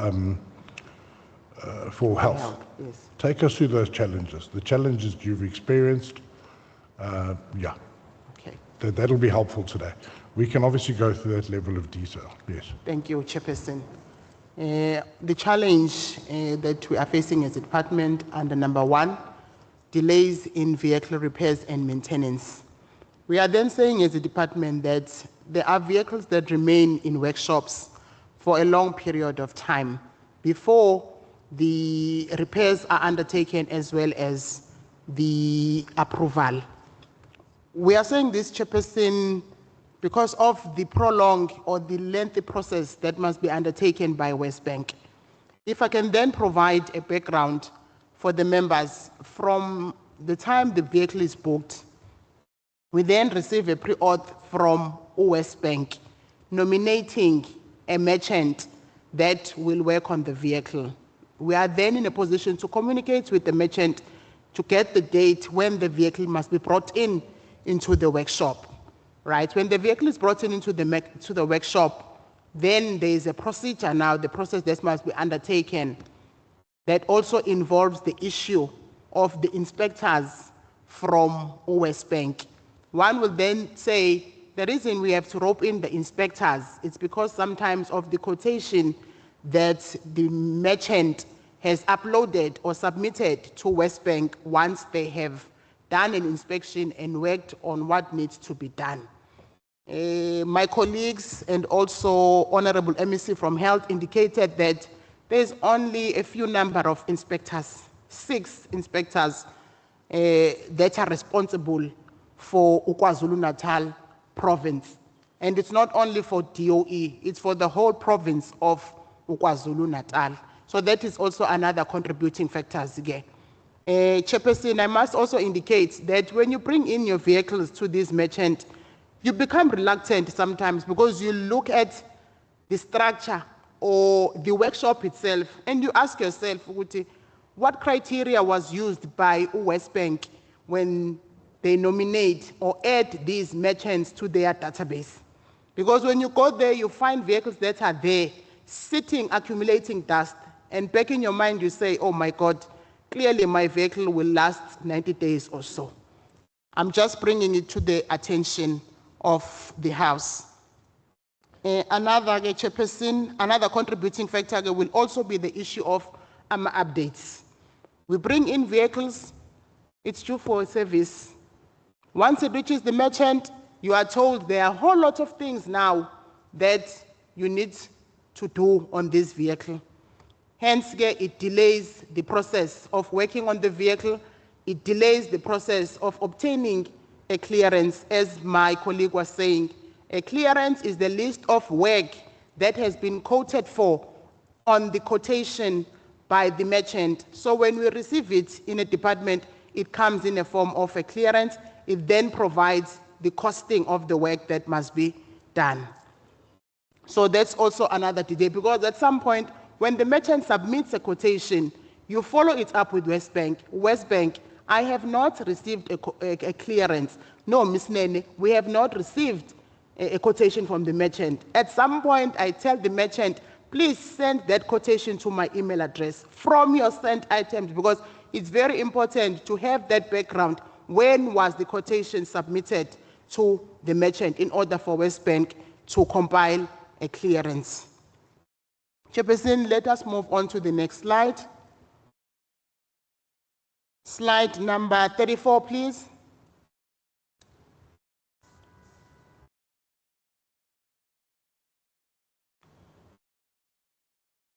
Slide number 34, because the first one was on number 32. Stay, thank you. Then the limited role of the departments in the nomination of merchants. Hence, my colleagues also indicated that RT46 has this list of merchants where you are in no position to say, this merchant has rendered the service. However, we are not happy. And why are you renominating this merchant to perform another work? You know, because the minute you make that proposal, it feels there's a conflict of interest. Then we say as a department, let us step back, but we do make necessary comments to say we are not happy. The reasons now we keep on insisting as a department to say we are not happy. These are the reasons that are displayed. Multiple return jobs. You submit a vehicle, the merchant works on it, you approve the clearance. The costing will differ, Chairperson, kuma clearance cost, because you find yourself you are receiving a 200,000 plus, 300,000 plus, and you ask yourself, why is it so expensive? You know, you look at this cost and you say, might as well buy a new vehicle because it's very costly.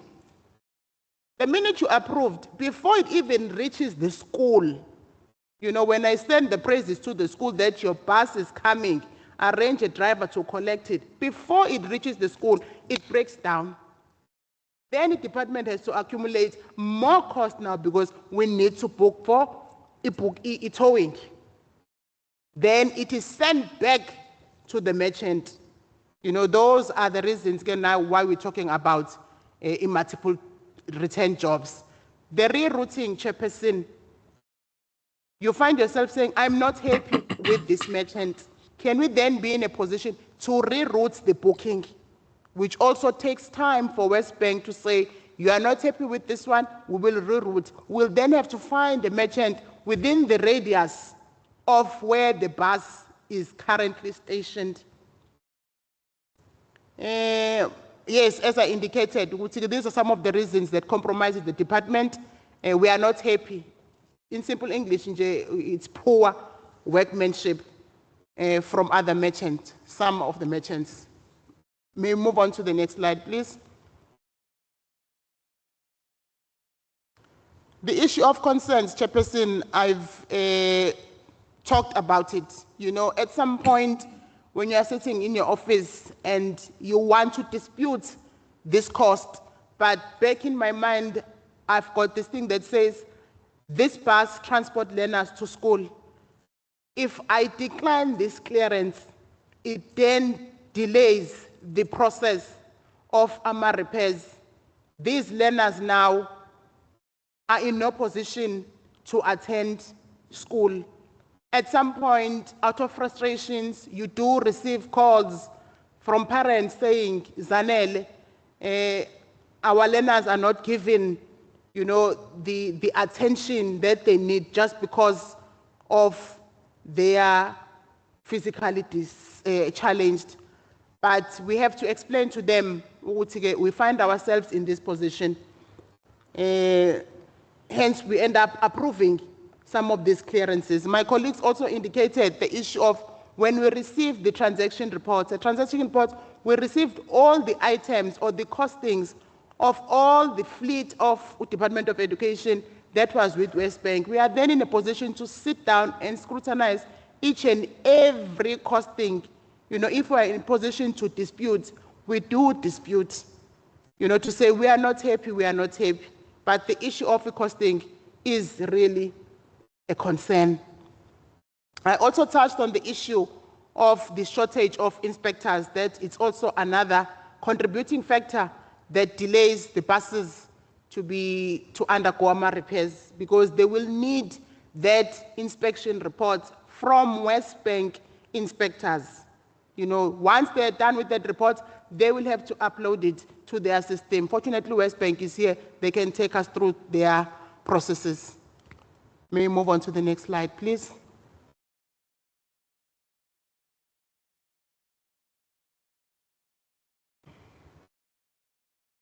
All right, here's another challenge, Chairperson, the capacity of historical disadvantaged individuals, the HDI. My colleagues, I'll keep on referring to health because we share the same sentiments. We feel that they are, as much as they want to render and uplift those merchants, but they lack the necessary expertise in terms of technical and mechanical expertise, and also the resources. Why I'm saying this, Chairperson, RT46, when a vehicle still has a maintenance plan, it is booked with the dealership.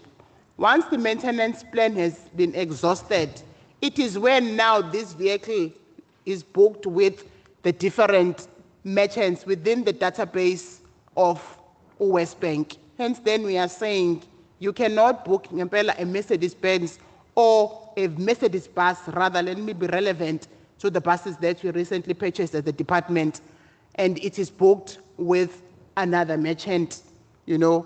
We then, as a department, took a decision to say we have identified that the reason for buses are taking too long with the merchant are the issue of AMA repairs. We then wrote to West Bank to say we are requesting that buses from DOE be repaired with the dealership. We are trying to fast track the repairs. I must also indicate to Gutige, our request was not declined by West Bank, and ever since we started booking these buses with the dealership, the period where the buses are booked for repairs have reduced, Chairperson. Moving along.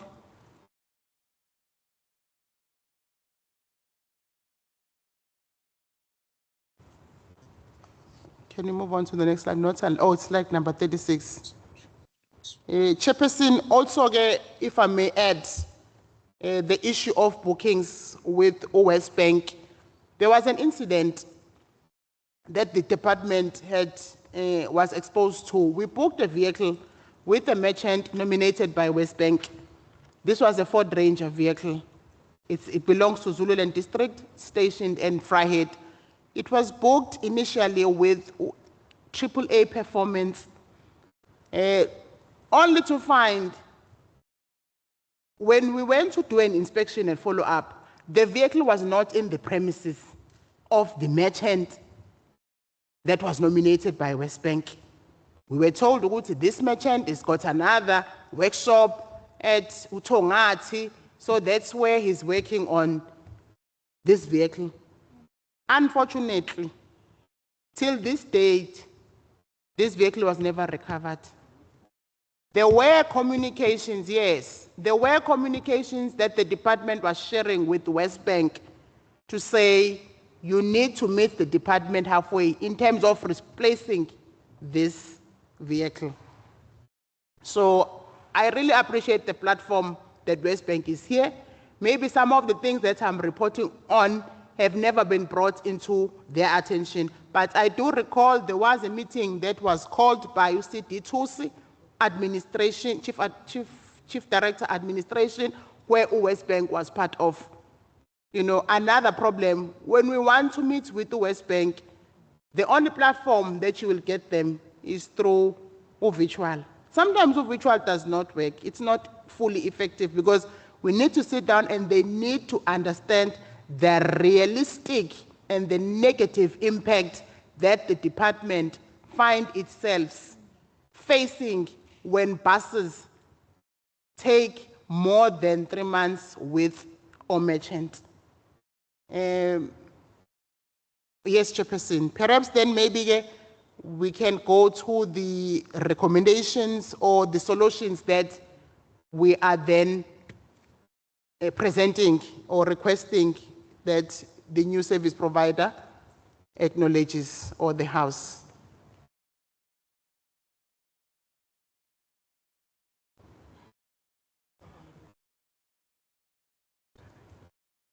Can we just go through the proposed solutions, please? It's on slide number 37, I should think.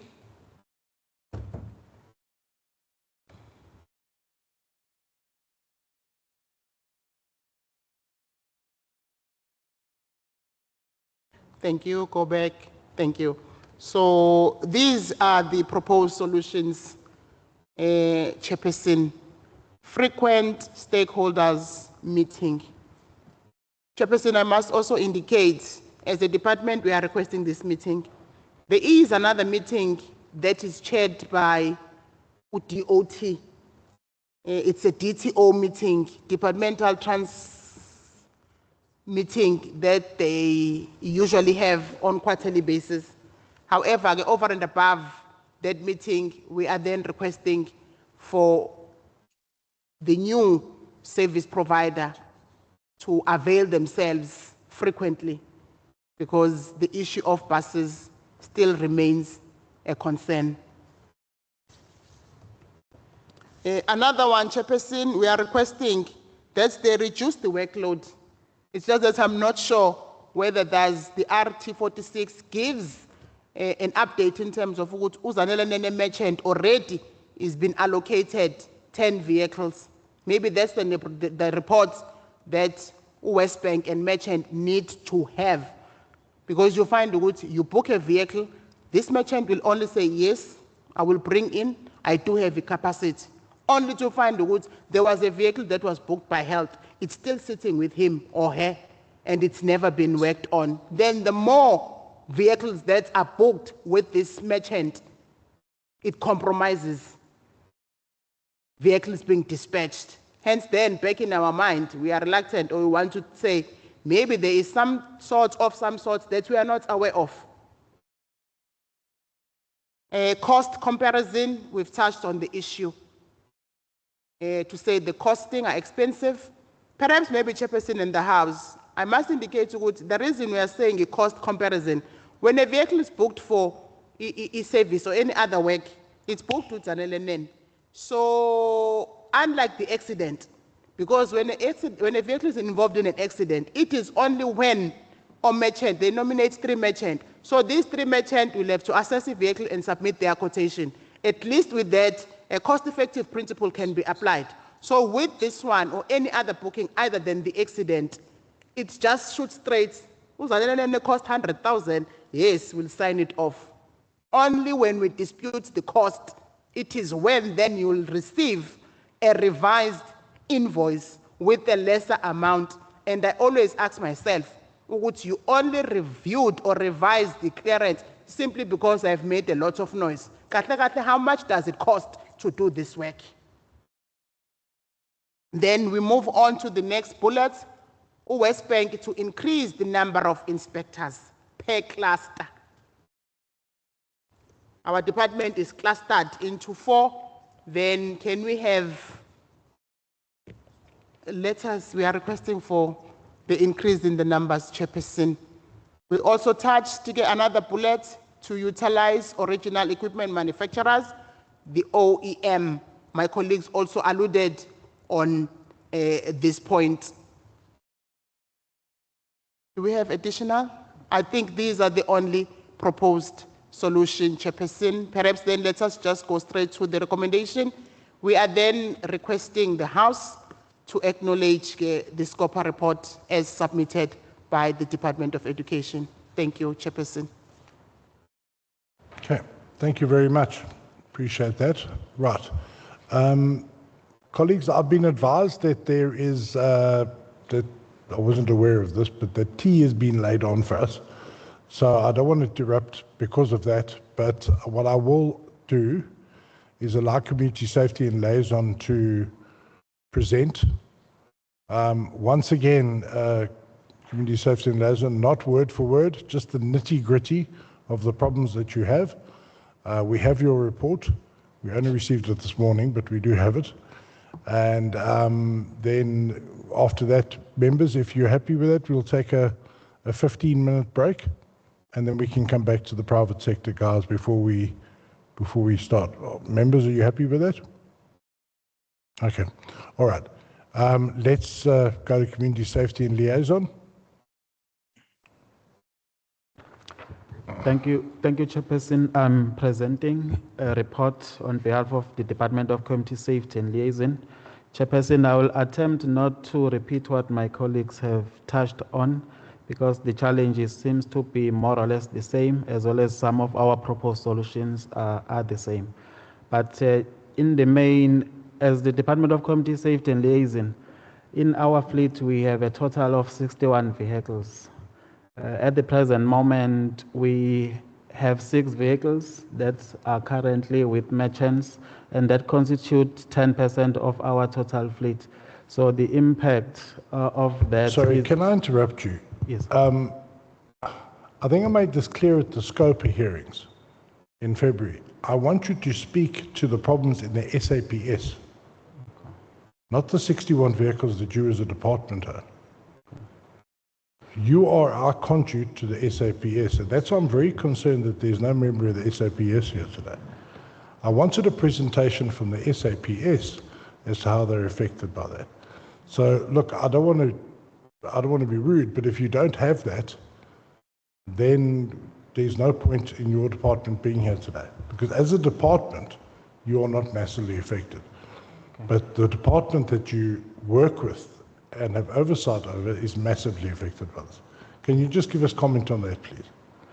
No, thanks, Chair. We are attempting to get one member. They've promised to join before 11. But does that member have a presentation for us? If we can check if Ms. Brigadier Tafen, if our colleagues can check if Brigadier Tafen has joined, because he's the one. Sorry? I'm not hearing what you're saying. It's a very simple question. That member is obviously not being briefed for today. It doesn't appear so. Okay. Are they going to arrive here with a presentation that we can consider? Because if they're not going to do that, then I think I'm going to excuse you for today, okay, and ask that we receive a presentation from the SAPS. I don't want to waste your time or ours. Okay. No, that is supported, Chairperson. So, am I right? They're not going to have a presentation. All right. Yeah, you know, I thought we'd made ourselves clear in February. I don't want to embarrass you, but the point is, you're a small department, but you deal with a massive department. And we wanted representation from them and a presentation from them. And I see no way around it other than to ask for a formal presentation, which we've received in the past, on the SAPS vehicles out of sync. All right. I think then, members, let's break for tea. Clearly, we're not going to get a full SAPS presentation. So let's break for tea, and then we'll come back and deal with the private sector individuals, and then we can go from there. Sorry, Honourable Matlopa, you wanted to come in? No, thanks, Honourable Chair. But we have to be clear as a committee who was informing SAPS to come here to do the presentation, because today, when West Bank is here, we wanted all of them to raise the challenges that they are having with this contract, because they have presented before us. Were they contacted? Because we can't just say, no, they will be coming at 11, but did they have invitation for this meeting? That's what one want to establish, because all those departments that services of the community are affected because of this contract. We want to deal with it today and come up with recommendations going forward to this thing. Because it can't be that we call in the departments and they don't come and present before us and we are not hearing. We didn't get any apology before the start of this meeting.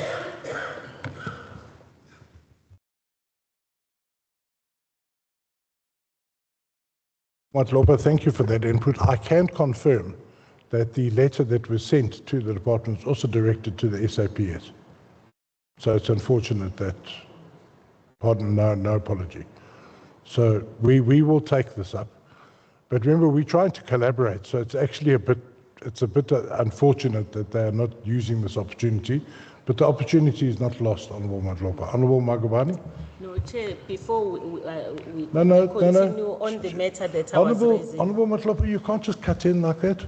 No, there is an Chair. order of these things. Honourable Magubani No, is next. Chair, I was still talking and then you look other side. Yes. Then we are coming back to me before I finish. Okay, all right. Yeah. No, Chair, you said we must go for tea. I think we must request that the presentation must be done now so that when we come back, it's only West Bank that will be responding, because we can't, the time that was going to be used by SAPS to give a report to this meeting, because there are so many staff that is here, Chair. Okay, I think that's actually a fair proposal, but let's hear from Honourable Magubani first. Thanks, Honourable Chair. It's almost the same thing. Let's hear the content of what the community safety is having on their report. If then it gives us the same, like the logistical numbers of the vehicles that are affected, the ones that are still sitting out there, not being repaired, that affects the normal service in the communities, then let's hear the content of their report, then we'll see if we can use it or not.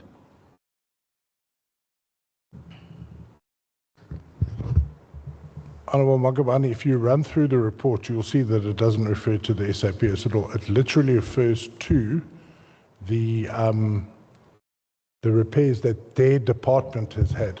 So if it doesn't Not give us the SAPS. logistics numbers, I just heard that he has called someone who can assist, the brigadier that can assist. That's what I wanted to check. Does he have logistical numbers or any report that is logistical? If there is no report that is such, then there's no use. Yeah, that's what I'm saying, Honourable Magubani. Okay, so let's take the I don't see any objection. Sorry? Okay, no objections. All right, well then, can we ask MIFA to come in? You've heard a lot of comments about OEMs, and I know you represent the other side of the spectre here, and you represent you're a grouping of HDIs, and I do know that one of the intentions of the RT46 contract was to beneficiate our HDIs. So this is now your opportunity to state your case, and obviously also engage with us on your interactions with West Bank and Treasury and give us your input there. Okay, so I'm going to go first of all to yourselves. I believe, Mr. Ngobi, you're going to be testifying on behalf of MIFA. So can I please, before we carry on, ask you to take the oath? So remember, just turn your microphone on, raise your right hand, and I think you've heard what the folks say. Thank you, Chairperson. Okay, I, James Ngubeni, I affirm that I will speak the truth, only the truth only. Thank you. Thank you, Chairperson, and thank you to all the members of SCOPA, particularly the MEC, and we appreciate this opportunity. I think such a platform will actually give a balanced report at the end of this discussion, because all the relevant stakeholders are here. We are MIFA, representing merchants on the ground, particularly HDIs, historically disadvantaged individuals. MIFA has got members across 7 provinces that does mechanical, panel beating, towing, assessing, and they also do sell parts. Yeah, it's quite interesting what I've heard today here. And some of these issues, we begin to raise them in 2021, right at the inception of this contract. And I just want to say this, it's not going to be an easy day, but from the beginning, Babu Skumbuzo, I heard you, Baba Wam, the red flags were there that, you know, along the way, we're going to encounter problems on RT4610 or transversal contract. Now, let me just explain who MIFA is. MIFA stands for Motor Industry Federation of Associations. We actually were formed last year in 2025, beginning of May. But I've been in this industry for more than 25 years. I've been in RMI, different associations, getting the exposure, understanding the dynamics within the industry itself. Now, MIFA has got about 8 directors with a minimum of 20 years experience in the industry. And some are people that are very, very hands-on, and they understand the industry very well. You're advocating, obviously, for one thing, for transformation and advancement of HDIs within the automotive sector. And I've heard all the problems and that have been mentioned around HDIs, particularly from both the Department of Education and Department of Health. Maybe before I continue, I just want to highlight this. We've got what you call a criteria that we use, you know, to onboard and accept a person as a member of MIFA. What we do is we grade our members into 3 categories, obviously depending on the capacity, and we check the kind of equipment that our members has. Then we grade you according to your capacity. Because as SDIs, we've identified that as much as most of our members are complaining about work allocation, but we had to reflect and look at ourselves whether we have members that are capable of doing a good job. Yes, we do have as MIFA, and I'm standing in this house to say, as much as other HDIs are not actually doing what they're supposed to be doing, but we shouldn't be put in one basket. And Ubabu Mbanda, I'm happy that today he's here after a very long time, you know, being not able to find each other. We even said to West Bank, when you have a challenge and a problem with any of our members, we are just a phone call away, because there is a code of conduct that each and every member has to abide on. So we had an open communication with the West Bank in terms of addressing the incapability, the underperforming of HDIs, because at the end of the day, they need to be uplifted. Right. On slide, probably I'm going to try and just summarize, because most of the issues that are being raised here probably, yeah, they are common issues. My main worry, because, okay, let me say this, I've got to Leslie that will be also presenting part of the slide. He's a member of the executive. In MIFA, we've got a consultant.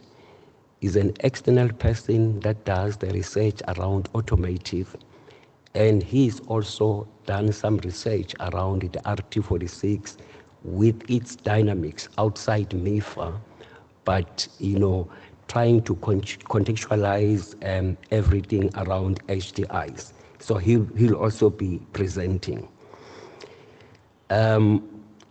Yes, slide number 2.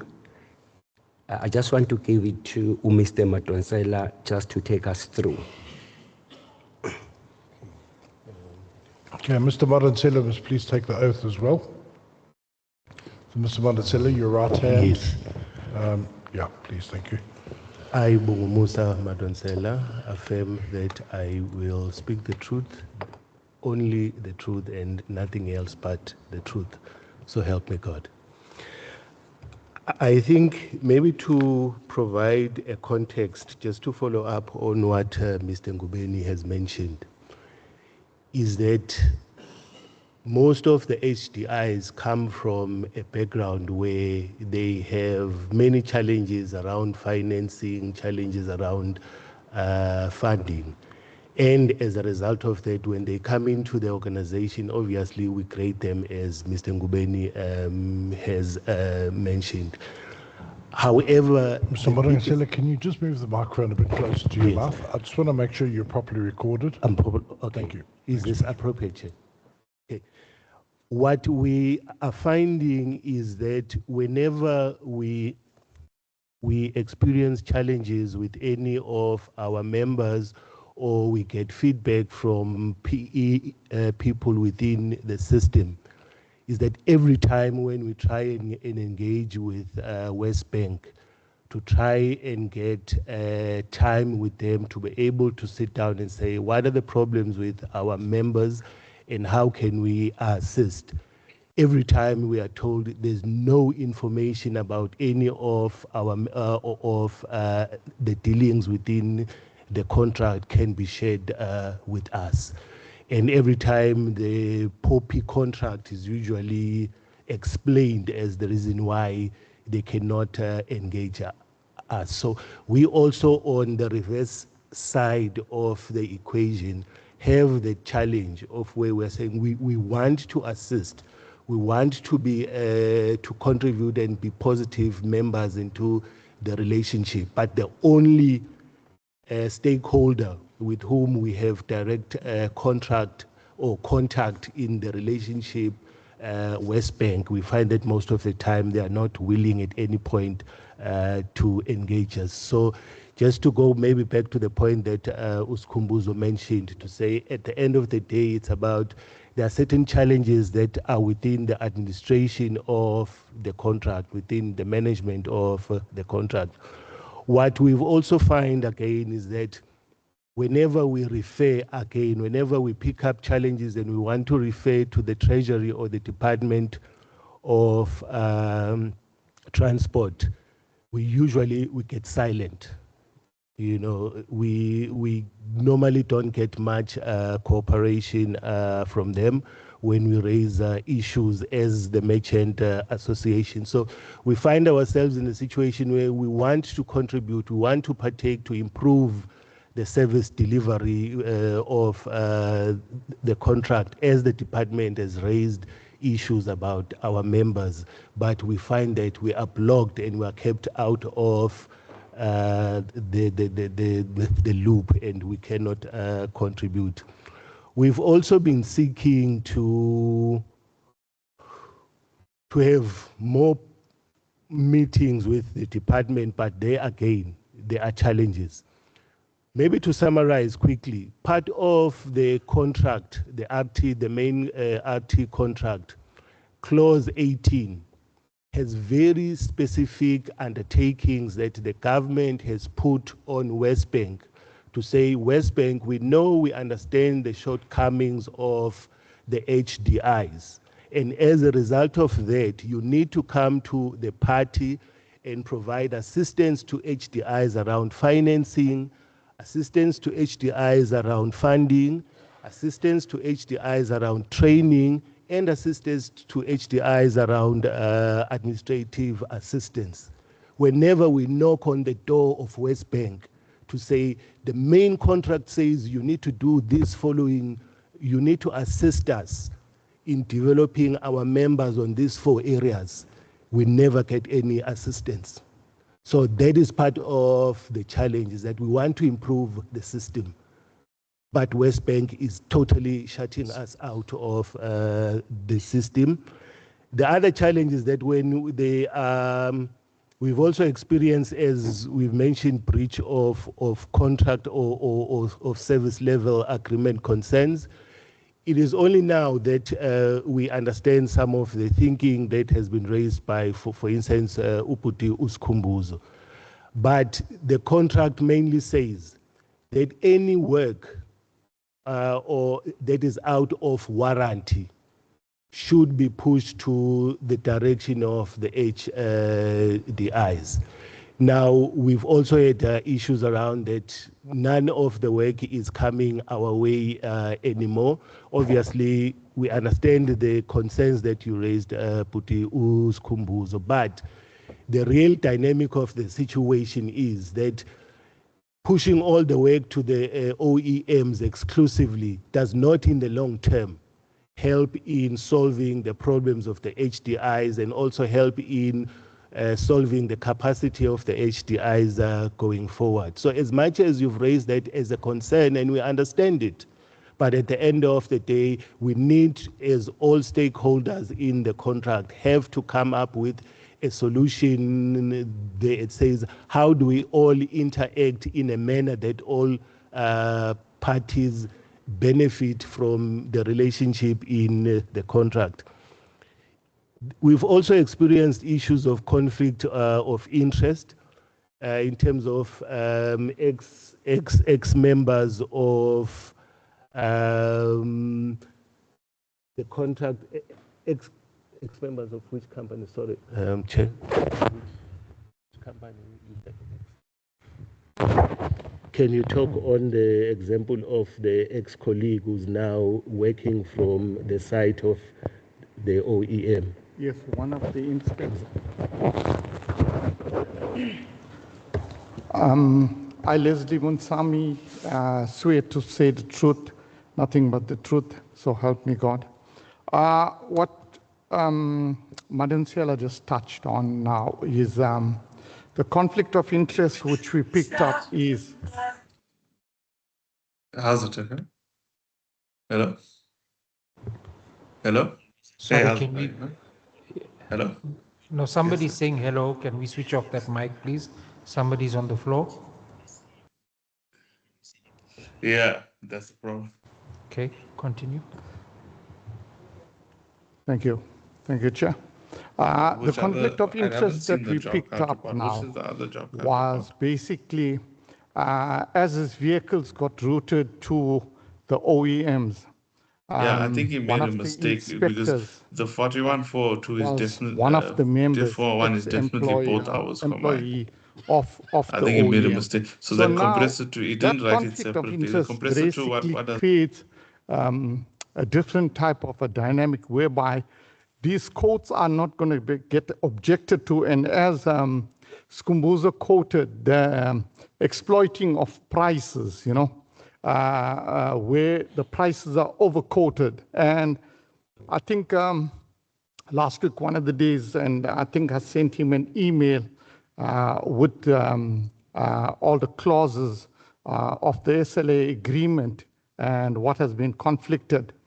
And one of the things in the document asked the permission of who allocated this particular vehicles to be routed to the agents. But now we understand the dynamics and what he was speaking about. So eventually, the objective is here now to get the vehicles out on time with a proper pricing structure. And what we wanted to say, even West Bank, according to the documentation of the SLA, they had an obligation to start uplifting HDIs. There's a table that has been created on the SLAs stating from the date of the contract, percentage form, and going right up to a typical example, I think the HDI upliftment that's coming to 2025 and 2026 should be about 88%. So those audits have been done, but none of those audits have been transparent. So that's why we here on behalf of defending the HDIs, not actually in a sense where if they are guilty, that they shouldn't be reprimanded in any sense, but there are HDIs that will do a perfect job, and I'm not actually saying that there are all of them, but eventually by the end of the day, These HDIs have got the proper equipment, and if you're branding Mercedes-Benz, there are HDIs excluding the OEM that can work with these vehicles. So that's the reason what we are here for, defending the HDIs. We're not saying that a portion of the vehicle should not go to OEMs, but we're also saying that the department HODs also should look at creditable HDIs in the system of West Bank's job allocation routine. Work together with us, work together with the HDIs, work together with our associations, and then we create a better understanding instead of lacking service delivery and exuberating pricing structure. So on that note, West Bank has actually been given a grading criteria. And on that grading criteria states the equipment that you should be having and not having.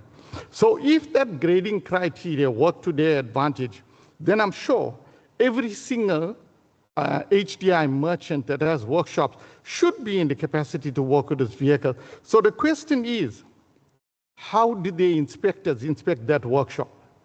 Was it sidelined to get onto the database, or how was it?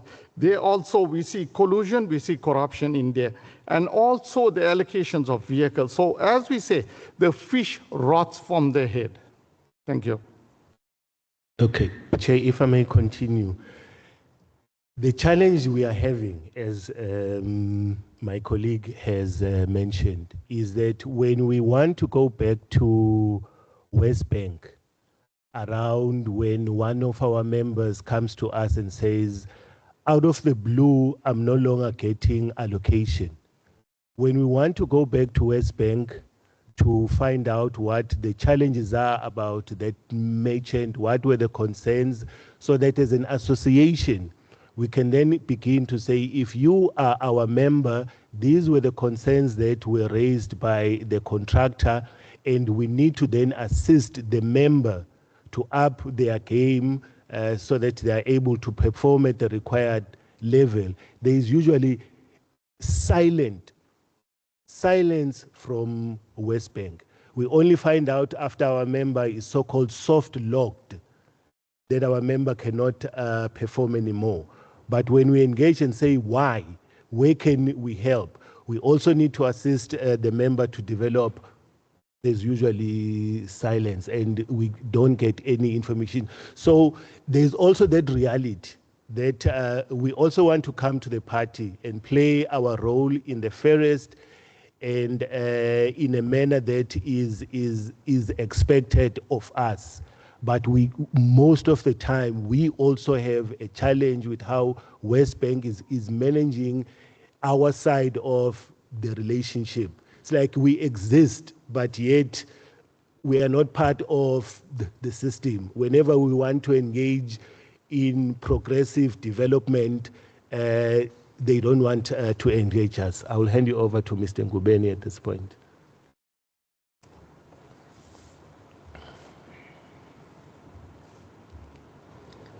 Thank you so much, Mr. Matronsela. Just in my final conclusion is, although the contract is coming to an end, I think somewhere at the end of June, but what I know is there are vehicles that need to be fixed. You know, we need to provide a service to the various different departments. Mr. Ngubeni, can you just come closer to the microphone, please? We're struggling to hear you. All right. And can you just give me an idea of how much longer you're going to be? Just 5 minutes, maximum 5. Okay, thank you. We understand that the contract is coming to an end at the end of June, and then there are vehicles that need to be serviced. And as Leslie has said, we do have capable HDIs that can be able to assist in terms of, you know, servicing those vehicles to the level that is required. Therefore, we are saying to West Bank, number one, can you try your utmost best to look into your call center, fix your system for these 2 months. because I'll tell you why. There is no way that if you've got a fair, equitable system can point work to one merchant.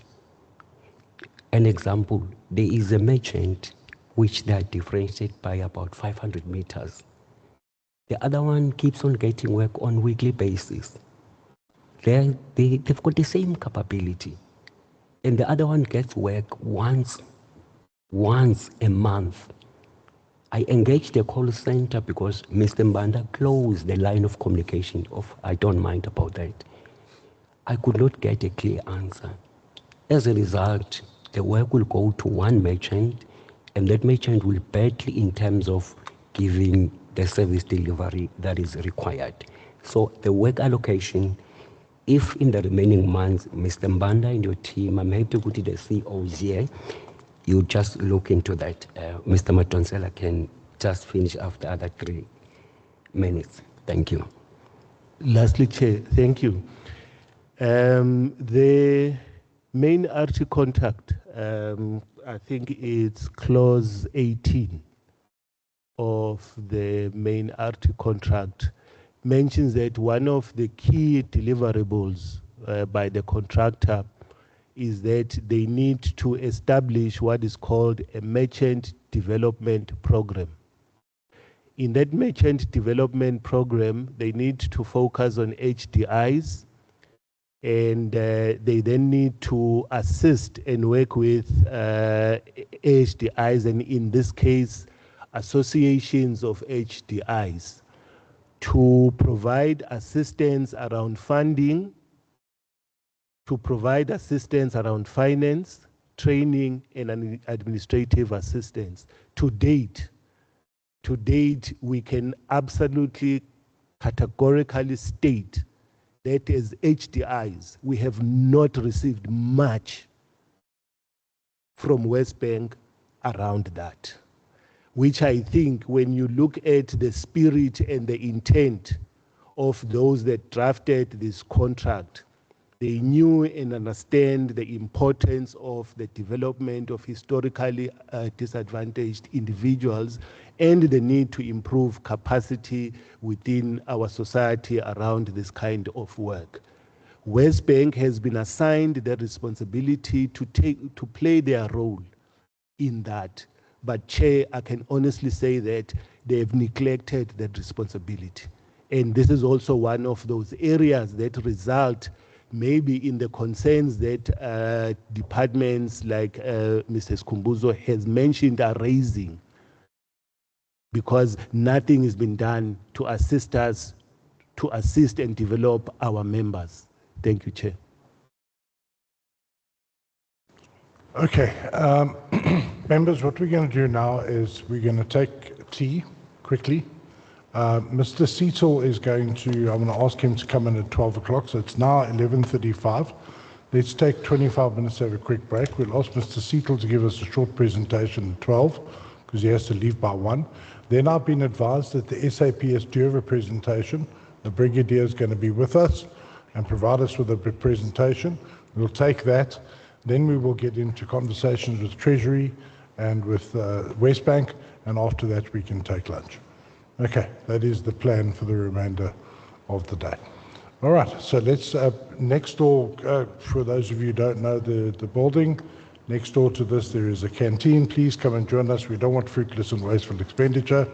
Take a quick break, quick cup of tea, coffee, some snacks probably, and then let's be back here at 12 o'clock sharp so we can reconvene. Okay, thank you everyone.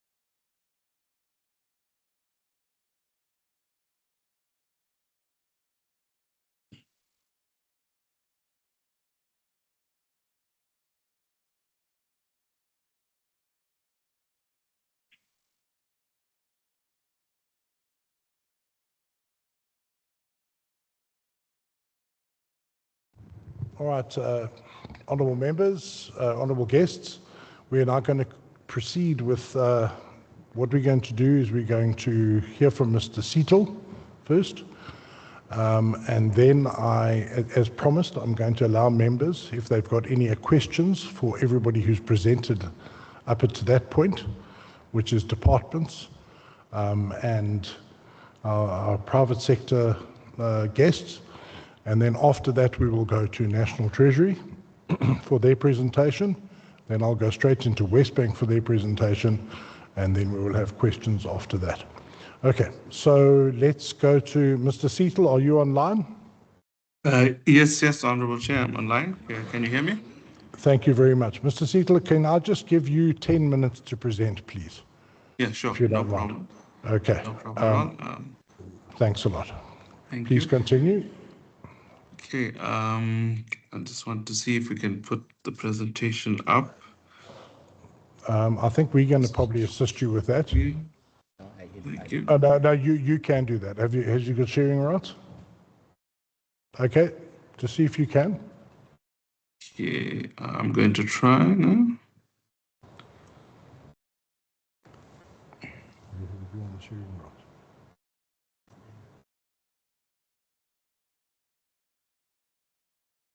Okay, your presentation is on the screen. Thank you. Okay, thank you. From current slide. Okay, in the again, thank you, Honourable Sorry, Chair. Mr. Seatle, just so Yes. we are consistent, can you please just turn your camera on? Oh, sure. And can you please just take the oath? I'm sure you've heard everybody do it so far. Yes. But I need you to do that with your camera on, please. Let me just do that here, no problem. Okay, I'm going to stop. I'm going to stop sharing for a second. Okay, I, Varshan Seatle, hereby take the oath to speak the truth, nothing but the truth, so help me God. Thank you. Thank you, Mr. Seatle. Thank you. Please continue. Okay, and then I'm going You can turn your camera off now. It's fine. Thank you. Okay, thank you. I'm just going to just go here. Okay, thank you again, Honourable Chair, honourable members, ladies and gentlemen, for affording me the opportunity to present today. I'm basically presenting as a neutral party on the private sector. I've got quite a lot of experience in the automotive sector. I've previously worked for Toyota, and back in 2008, I used to manage the body and paint repair program, accreditation program. And what that entailed was obviously where you go to your body shops, you see that they are Toyota approved, Honda approved, etc. I was part of that implementation program as well. So I've been in the industry for quite a number of years, quite a lot of experience. And also, I think just from the presentations thus far, I think the departments, everyone's kind of saying the same thing. And even if you look at my slide that I've got up here as well, again, it's highlighting problems and inefficiencies from the current RT46 contract, and I do have some later on in some of my slides. I do have some improvements and things and next steps to consider. But I will add a little bit more context as we go along, and I will also add in some of my views and some of the recommendations as well going forward. So essentially, ladies and gentlemen, this was supposed to be an SLA-driven model where you had real-time reporting, cost control mechanisms, and strict penalties. And in reality, as mentioned by the various departments as well, you've had shortages of go back there. You've had shortages of inspectors. You've had frequent system downtimes. And these had caused immediate backlogs. And the theoretical leverage around that was, there should have been a right to move the work to a next ranking contractor, especially if the primary provider failed to honor the service requirements. And I think that unexercised leverage as well also led to a lot of fragmented coordination because you got many different departments all liaising. And also in terms of an escalation framework, I mean, who do you escalate to? How do you escalate it to? What's the escalation, the resolution time once an escalation is received and all of that. So there are a lot of nuances around that that could have been discussed and should have actually been shared with the relevant departments to have a proper model in place for that. And then I'm just going to move on to the next slide. And then when we look at obviously the crisis and the service backlogs, I mean, you've had instances where there were certain reporting failures where we've had maintenance reports not being put on time. And you could have, like was already mentioned, you can have repair backlogs of 3 weeks to 3 months and even further. And this obviously had an impact in terms of especially functional police vehicles and ambulances that have directly compromised public safety and emergency response. And if we look at quickly on the SMME dilemma, there's definitely a valid case here in terms of Black, and we've seen this in the industry as well, where Black-owned SMMEs are systematically excluded from meaningful participation. And there definitely are challenges around this. However, there is ways in which this can be addressed and this can be looked at. We've even had instances where some workshop owners actually had to close their body shops down due to issues of not receiving revenue and not receiving business and stuff around that. So there are definitely some issues here that need to be worked on. And again, there's a lot of one needs to consider there's a lot of jobs at risk as well, because a lot of these motor body repairers, or MBRs as they are referred to in the industry, they employ a lot of people around the community and stuff as well to work at their body shop. So you do have a risk of job losses as well. Just briefly to touch upon the KZN fleet catastrophe. These are not the actual numbers. I've just put in some numbers as guidelines where we've seen 1,300 plus vehicles out of service from KZN Health, and your ambulance operational ambulance rate of 37 to 50%. So again, failures in terms of reporting, also missing parts, poor workmanship, vehicles that were repaired and then had to be returned due to substandard work, these kinds of things. So definitely there was a lot of challenges around. Firstly, it took very long for a vehicle to be actually repaired, and only when to get it back, it still has a problem. It's still some of the repairs weren't done up to standards, missing parts, etc. So that's definitely and clearly one of the biggest challenges as well. And then, when we look at obviously turnaround times, prolonged delays, especially for accident and mechanical repairs. You've got vehicles waiting for weeks, months, and it obviously undermines the emergency response. And quality control also is something that definitely should be managed more rigorously. And it also had, because of certain follow-ups not being done with the relevant motor body repairers and assessments done, regular assessments done with them as well, you would have these issues with poor workmanship, poor quality of workmanship, and missing vehicle parts. And then in terms of the information gaps, definitely, reporting when it comes to MIS and analytics, definitely there's issues and stuff around that which need to be looked at going forward. I think, and just in terms of lessons for the future contract, which is RT46 2026, there needs to be, and I know National Treasury have done this, where they've actually put in a matrix for the key KPIs in the SLA. And what I've liked is that they've also, for category A, put in that a proper data reporting and integration into that, which the service provider must do. I think that's vital, because how we also, in my view, solve some of these problems is we need to have a proper digital repair management tool. something where where it will grant you the rights to reports and performances of all the motor body repairers. So, for example, within a specific region, if one of the departments needs to send a vehicle out to a chosen motor body repairer, they can go on the system and see the performance rating of this motor body repairer. They have a 95% performance rating, 70% performance rating, or whatever that may be. And that is also based on the caliber of work that they've done and whether they've met their KPIs in terms of on-time delivery and in terms of their workmanship, their quality, level of service, etc. So you have a full, robust system where you know exactly who these motor body repairers are, you know how they perform, and their performance is tracked as well. And then definitely in terms of strict performance penalties for non-conformances, I think that's also key as well, taking into account. I'm not very familiar with the new service provider that's going to be AfriRent. But again, there's always going to be a challenge when you have one service provider renting the service for the entire country. I mean, you're going to have issues in terms of service delivery, so that needs to be managed very strictly.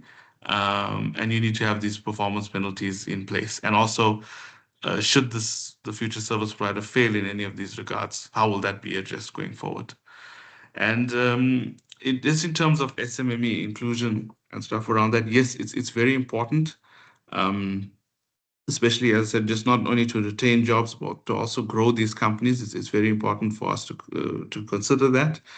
But it must be done in such a way that it does not comprise the service delivery. And what I mean by that is just in terms of any quality issues and quality management issues that you may have with an SMME. Support needs to be given around that. So, for example, if you find some of the HDIs that do not have the capability or are lacking certain issues around that, again, we as the private sector are also willing to come in and help those bodies to try and uplift them, to try and see where the issues are, and to also try and uplift them to grow. So the idea around that is not for us, how can I say, not to just exclude them from the process, but also see how we can rectify that and how we can actually assist them in achieving the current specific the status for being able to effectively carry out the repairs and to meet the service requirements that are based in the contract as well. So yeah, that's just my presentation quickly, short and sweet. And again, thank you very much for affording me the time. Thank you. Thank you, Mr. Seetal. Greatly appreciated. Right, members, we're now going to quickly go to, I'm not sure the name, it's Brigadier, I don't know the surname. Anyway, apparently he's online and is going to give us a short presentation. This has been circulated to members. And then after that, I will allow members to ask questions of anybody who's presented so far. Okay, so let's just quickly take this presentation from the SAPS.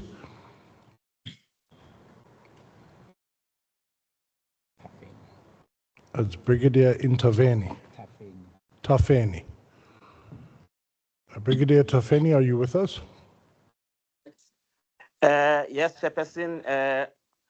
Good afternoon, Chairperson, and all the members in the chamber. I've emailed my presentation. I don't know if they can assist me on sharing it. We will, Brigadier. We'll put it on the screen for you. Please just indicate to us when you want us to move to the next slide. And please, Brigadier, can I just give you 10 minutes as well, just to present? So you don't have to do it word for word. Just take us through the nitty-gritty. Thank you. Okay, Chairperson. Okay, thank you, Chairperson. In KZN, we are using this company that also from Treasurer, that is, we're outsourcing all the vehicles, Chairperson. And on this RT46, currently that if I go to this slide 2 as is appearing, sorry, currently that is the status of all the vehicles that are outsourced through West Bank Chairperson, and is really a big challenge in the province as these vehicles are required for service delivery. Then if we move to the next slide.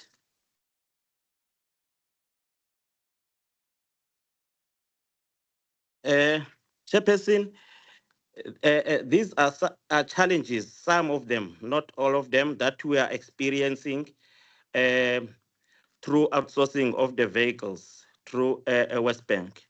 To find that the contractor does not have a proper database of all the machines or that they are using.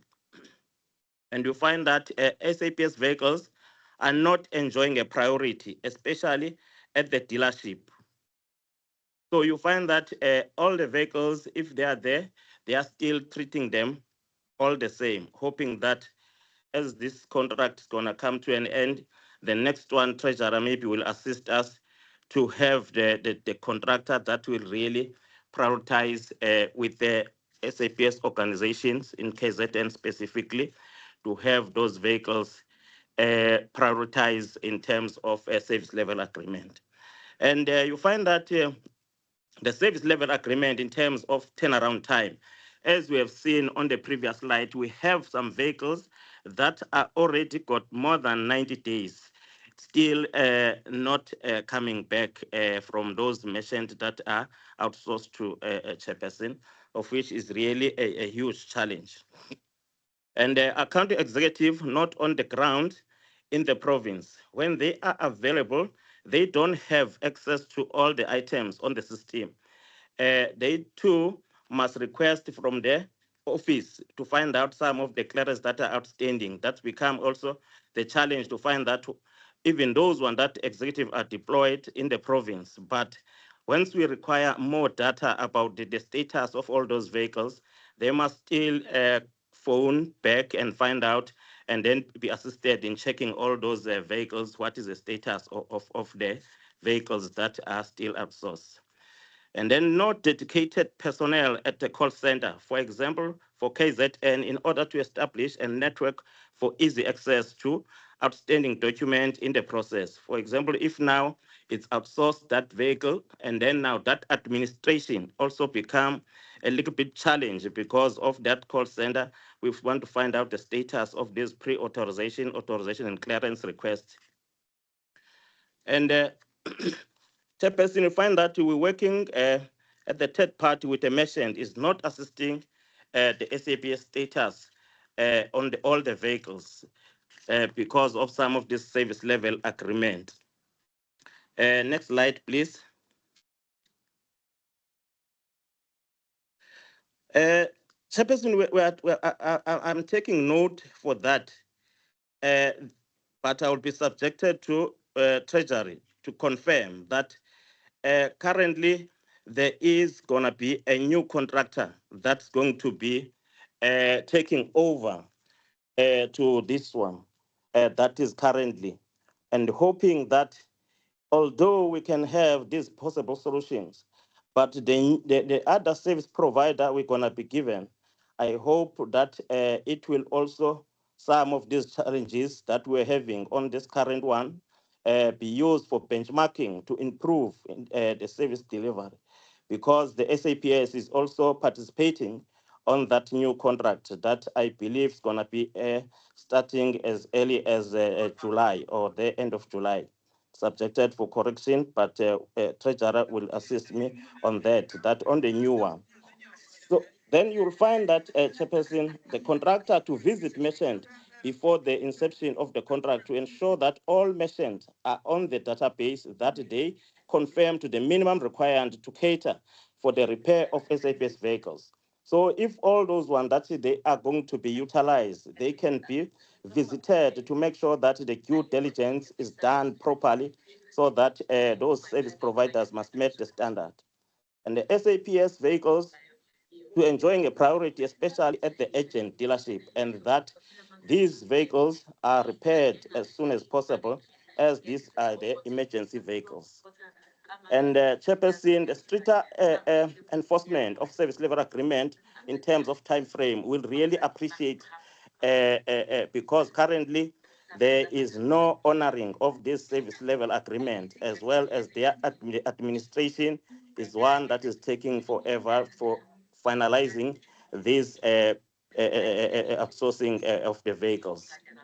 And we'll appreciate if there can be more accounting executives on the ground that can be visiting those suppliers and also visit on our garages as well, so that you can see some of these vehicles that are taking forever to be coming from the dealership or merchant.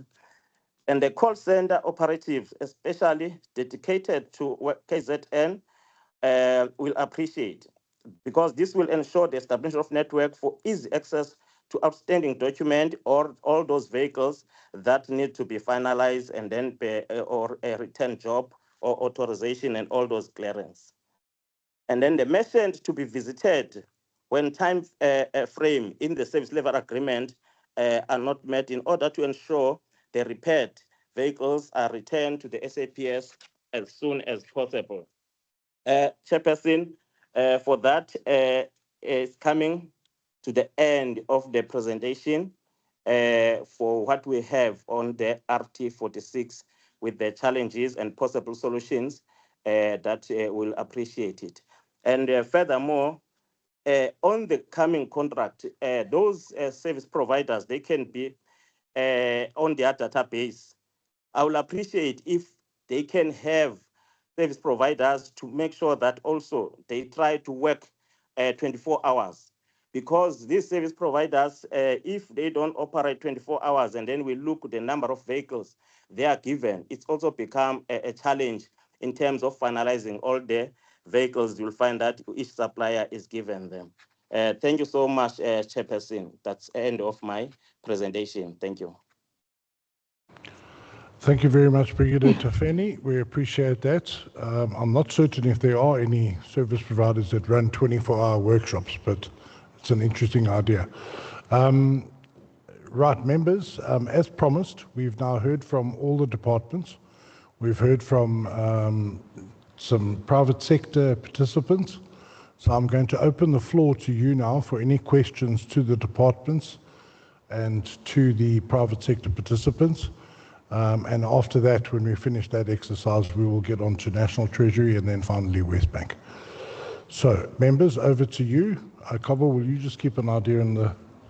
Are there any questions from the members in the House at this point?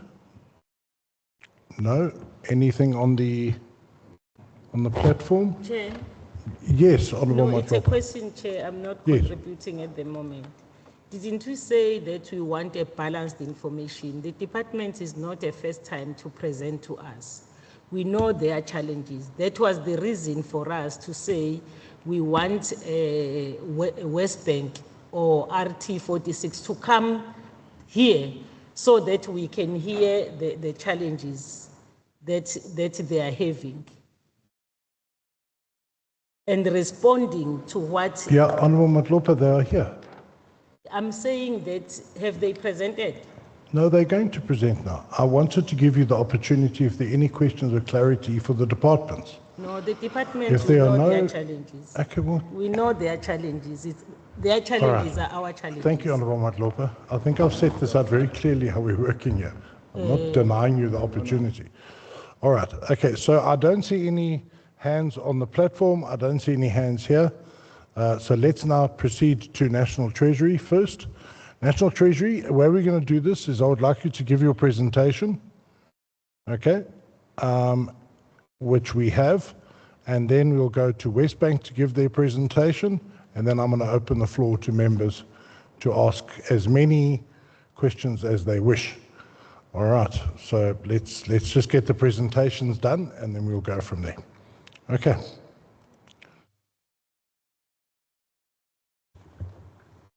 Obviously, now that we are now with you, can you just determine, Ms. Lutchman, who's going to present from Treasury side? I think in actual fact, can we have all of you just taking the oath? Right through from Treasury, right through to the end of West Bank there, then everyone's covered and everybody can contribute. Okay. So remember how it works. You raise your right hand and you decide if you're going to affirm or take the oath. Let's just run through that. Then everybody's on the record and then we can proceed. Thank you. Okay. Thank you, Chair. I, Munatedzi Zingana. Munatedzi Zingana, I swear that the evidence I shall give shall be truth, the whole truth, and nothing but the truth. So help me God.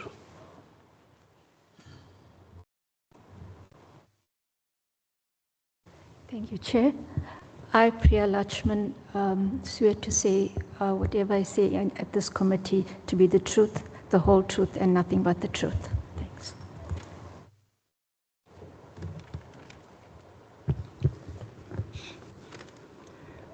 I, Mutushi Moifo, I swear that the information or evidence I shall give shall be the truth, the whole truth, and nothing but the truth. So help me God. I, Marcellus Monjimbanda, I swear to tell the truth, nothing but the truth, so help me God. I, Andisiwe Nikelo, affirm to tell the truth, nothing but the truth, so help me God. I, Lorenzo Davidson, affirm to be telling the truth and nothing but the truth, so help me God.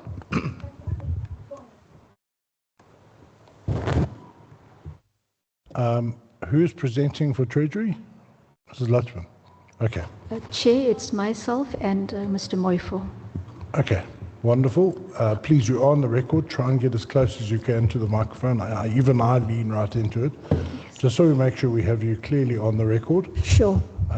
We will let you do your presentation, and when you're done, you can let us know, and then we'll move on to West Bank. Thank you. Thank you, Chair. Before I start, I'd like to just render an apology from the CPO, the Chief Procurement Officer of National Treasury. She was unable to join us today. I do want to ask something else. We also asked for Peace Kabeni to be with us. Why was Ms. Kabeni not able to join us? Ms. Kabeni is, her direct manager is here, Mr. Moifo, will be presenting because he's overarching in terms of that division. All right, thank you. Sure. Okay, thank you, Chair. If we can go to slide 2. For members of the House and departments, MECs and HODs, I just want to take you through just very quickly in terms of how we operate at National Treasury within the Office of the Chief Procurement Officer, just so that you have an idea in terms of what we do as transversal contracting before we dive into the actual issues around RT46 and that Mr. Moifo will continue with. Thank you. If I can go to slide 2. Thank you.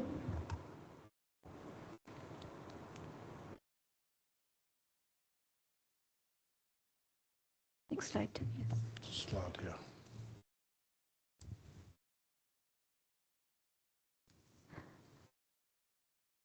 Chair and members of the House, for your insight, this is how we operate at National Treasury in terms of the Office of the Chief Procurement Officer. The Chief Procurement Officer is a division of National Treasury together with the Budget Office, Economic Policies, etc. So we are not the Budget Office necessarily. We do collaborate with them. However, we're a standalone division which comprises of various chief directorates, which is your policy, which is the SEM policy, SEM governance, which is your GMC, the information technology, strategic procurement, transversal contracting, which is the delegation that's here today, and then the stakeholder engagement. In terms of transversal contracting, our mandate is particularly to facilitate and manage transversal contracts on behalf of the state and identify commodities for central facilitation, obviously for leveraging economies of scale. Next slide, please.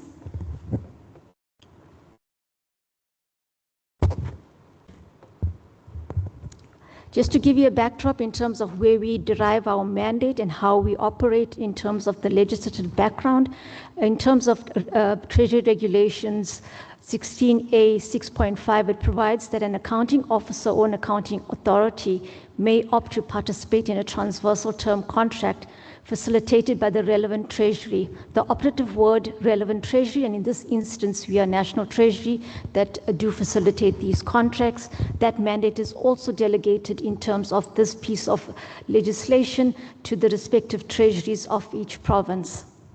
And however, once an institution or organ of state opts to participate in a specific contract, they may not solicit separate bids for the same goods or service covered by the transversal contract. Next slide, please.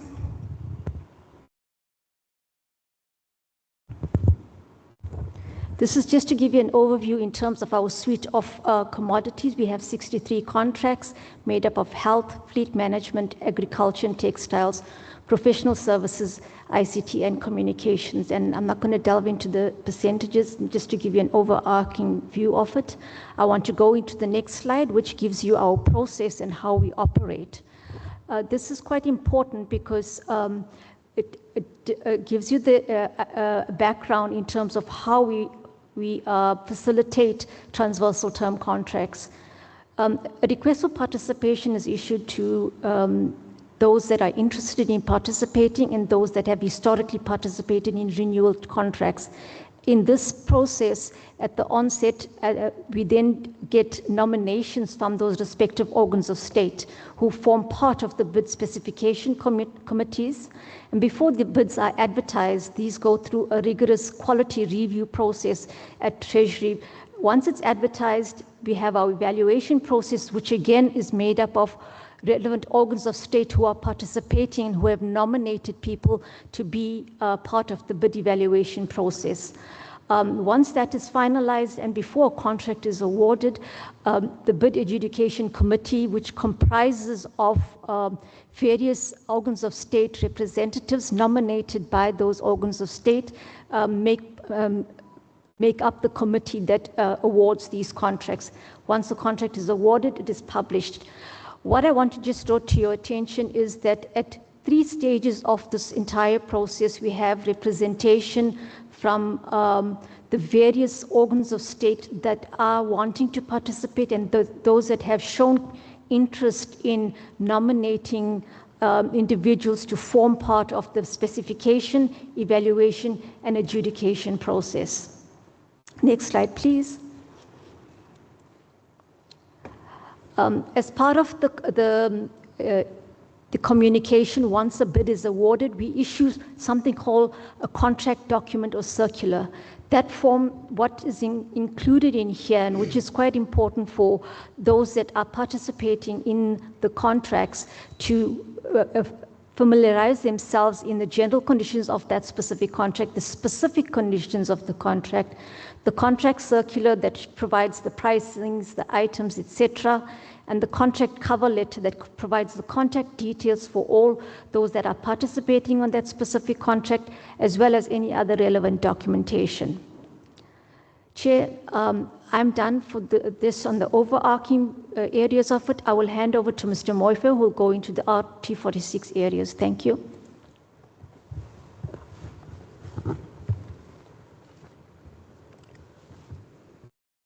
Thanks, Chair. Chair, from this part of the presentation towards the end, I'll basically be taking the committee through what I'll call a different perspective to the issues at hand, with particular reference to the challenges that are experienced by our colleagues at KZN EMS.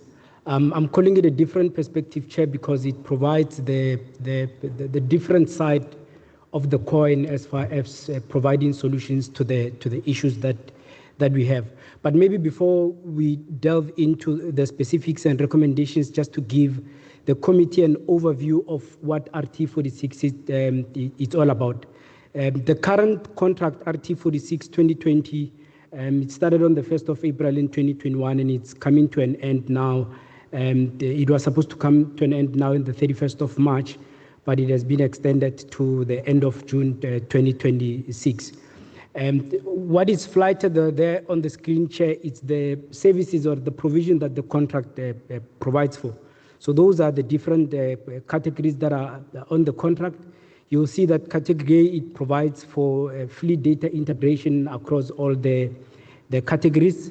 Category B, it provides for fuel and toll. It means those organs of state whose vehicle fleet is on the contract will be provided with a fuel card that they can put fuel and they can be able to pay for tolling transactions.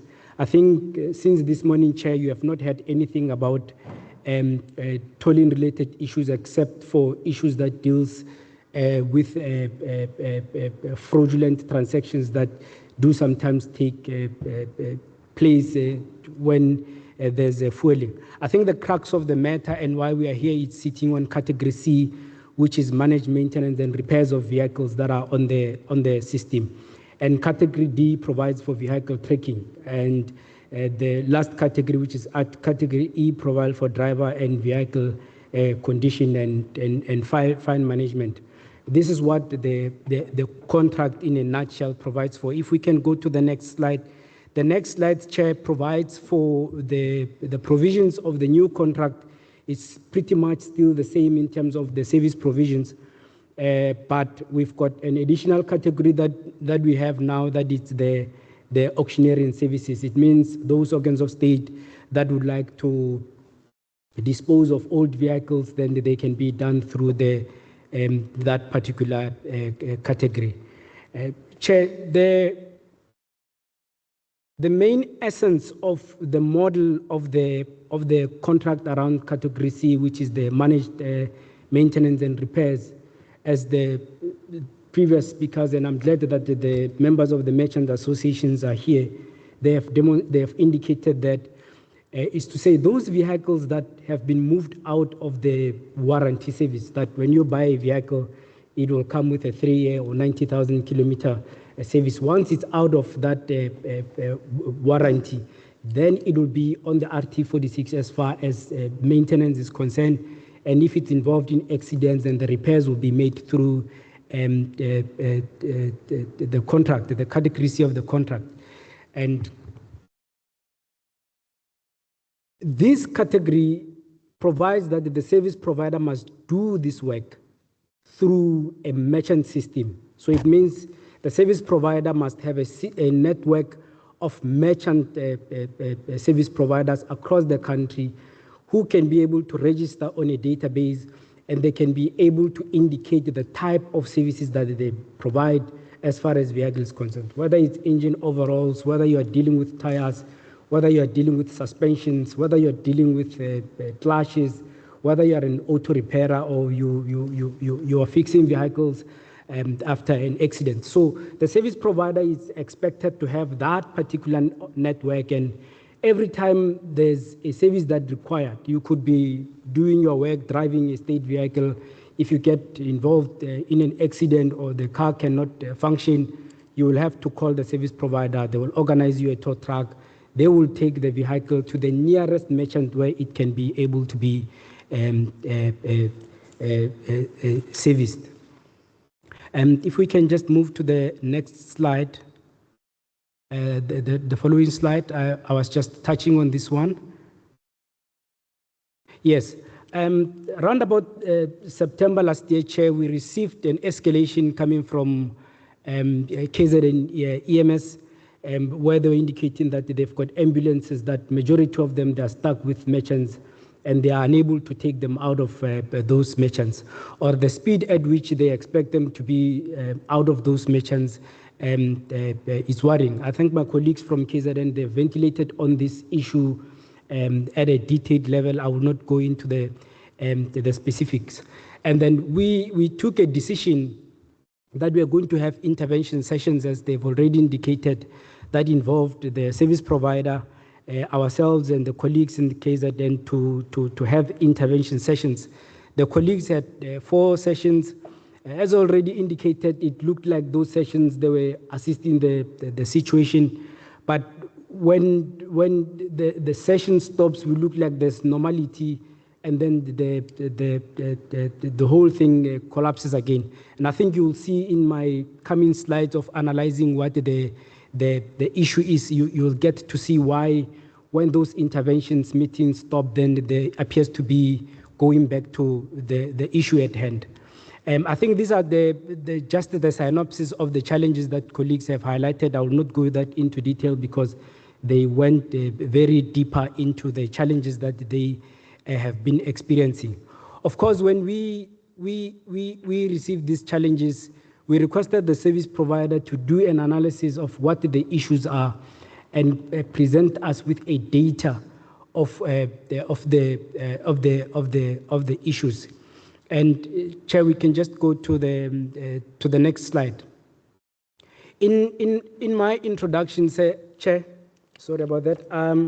I indicated that this will perhaps be a different perspective to what could be the best solution to the challenges that we are experiencing.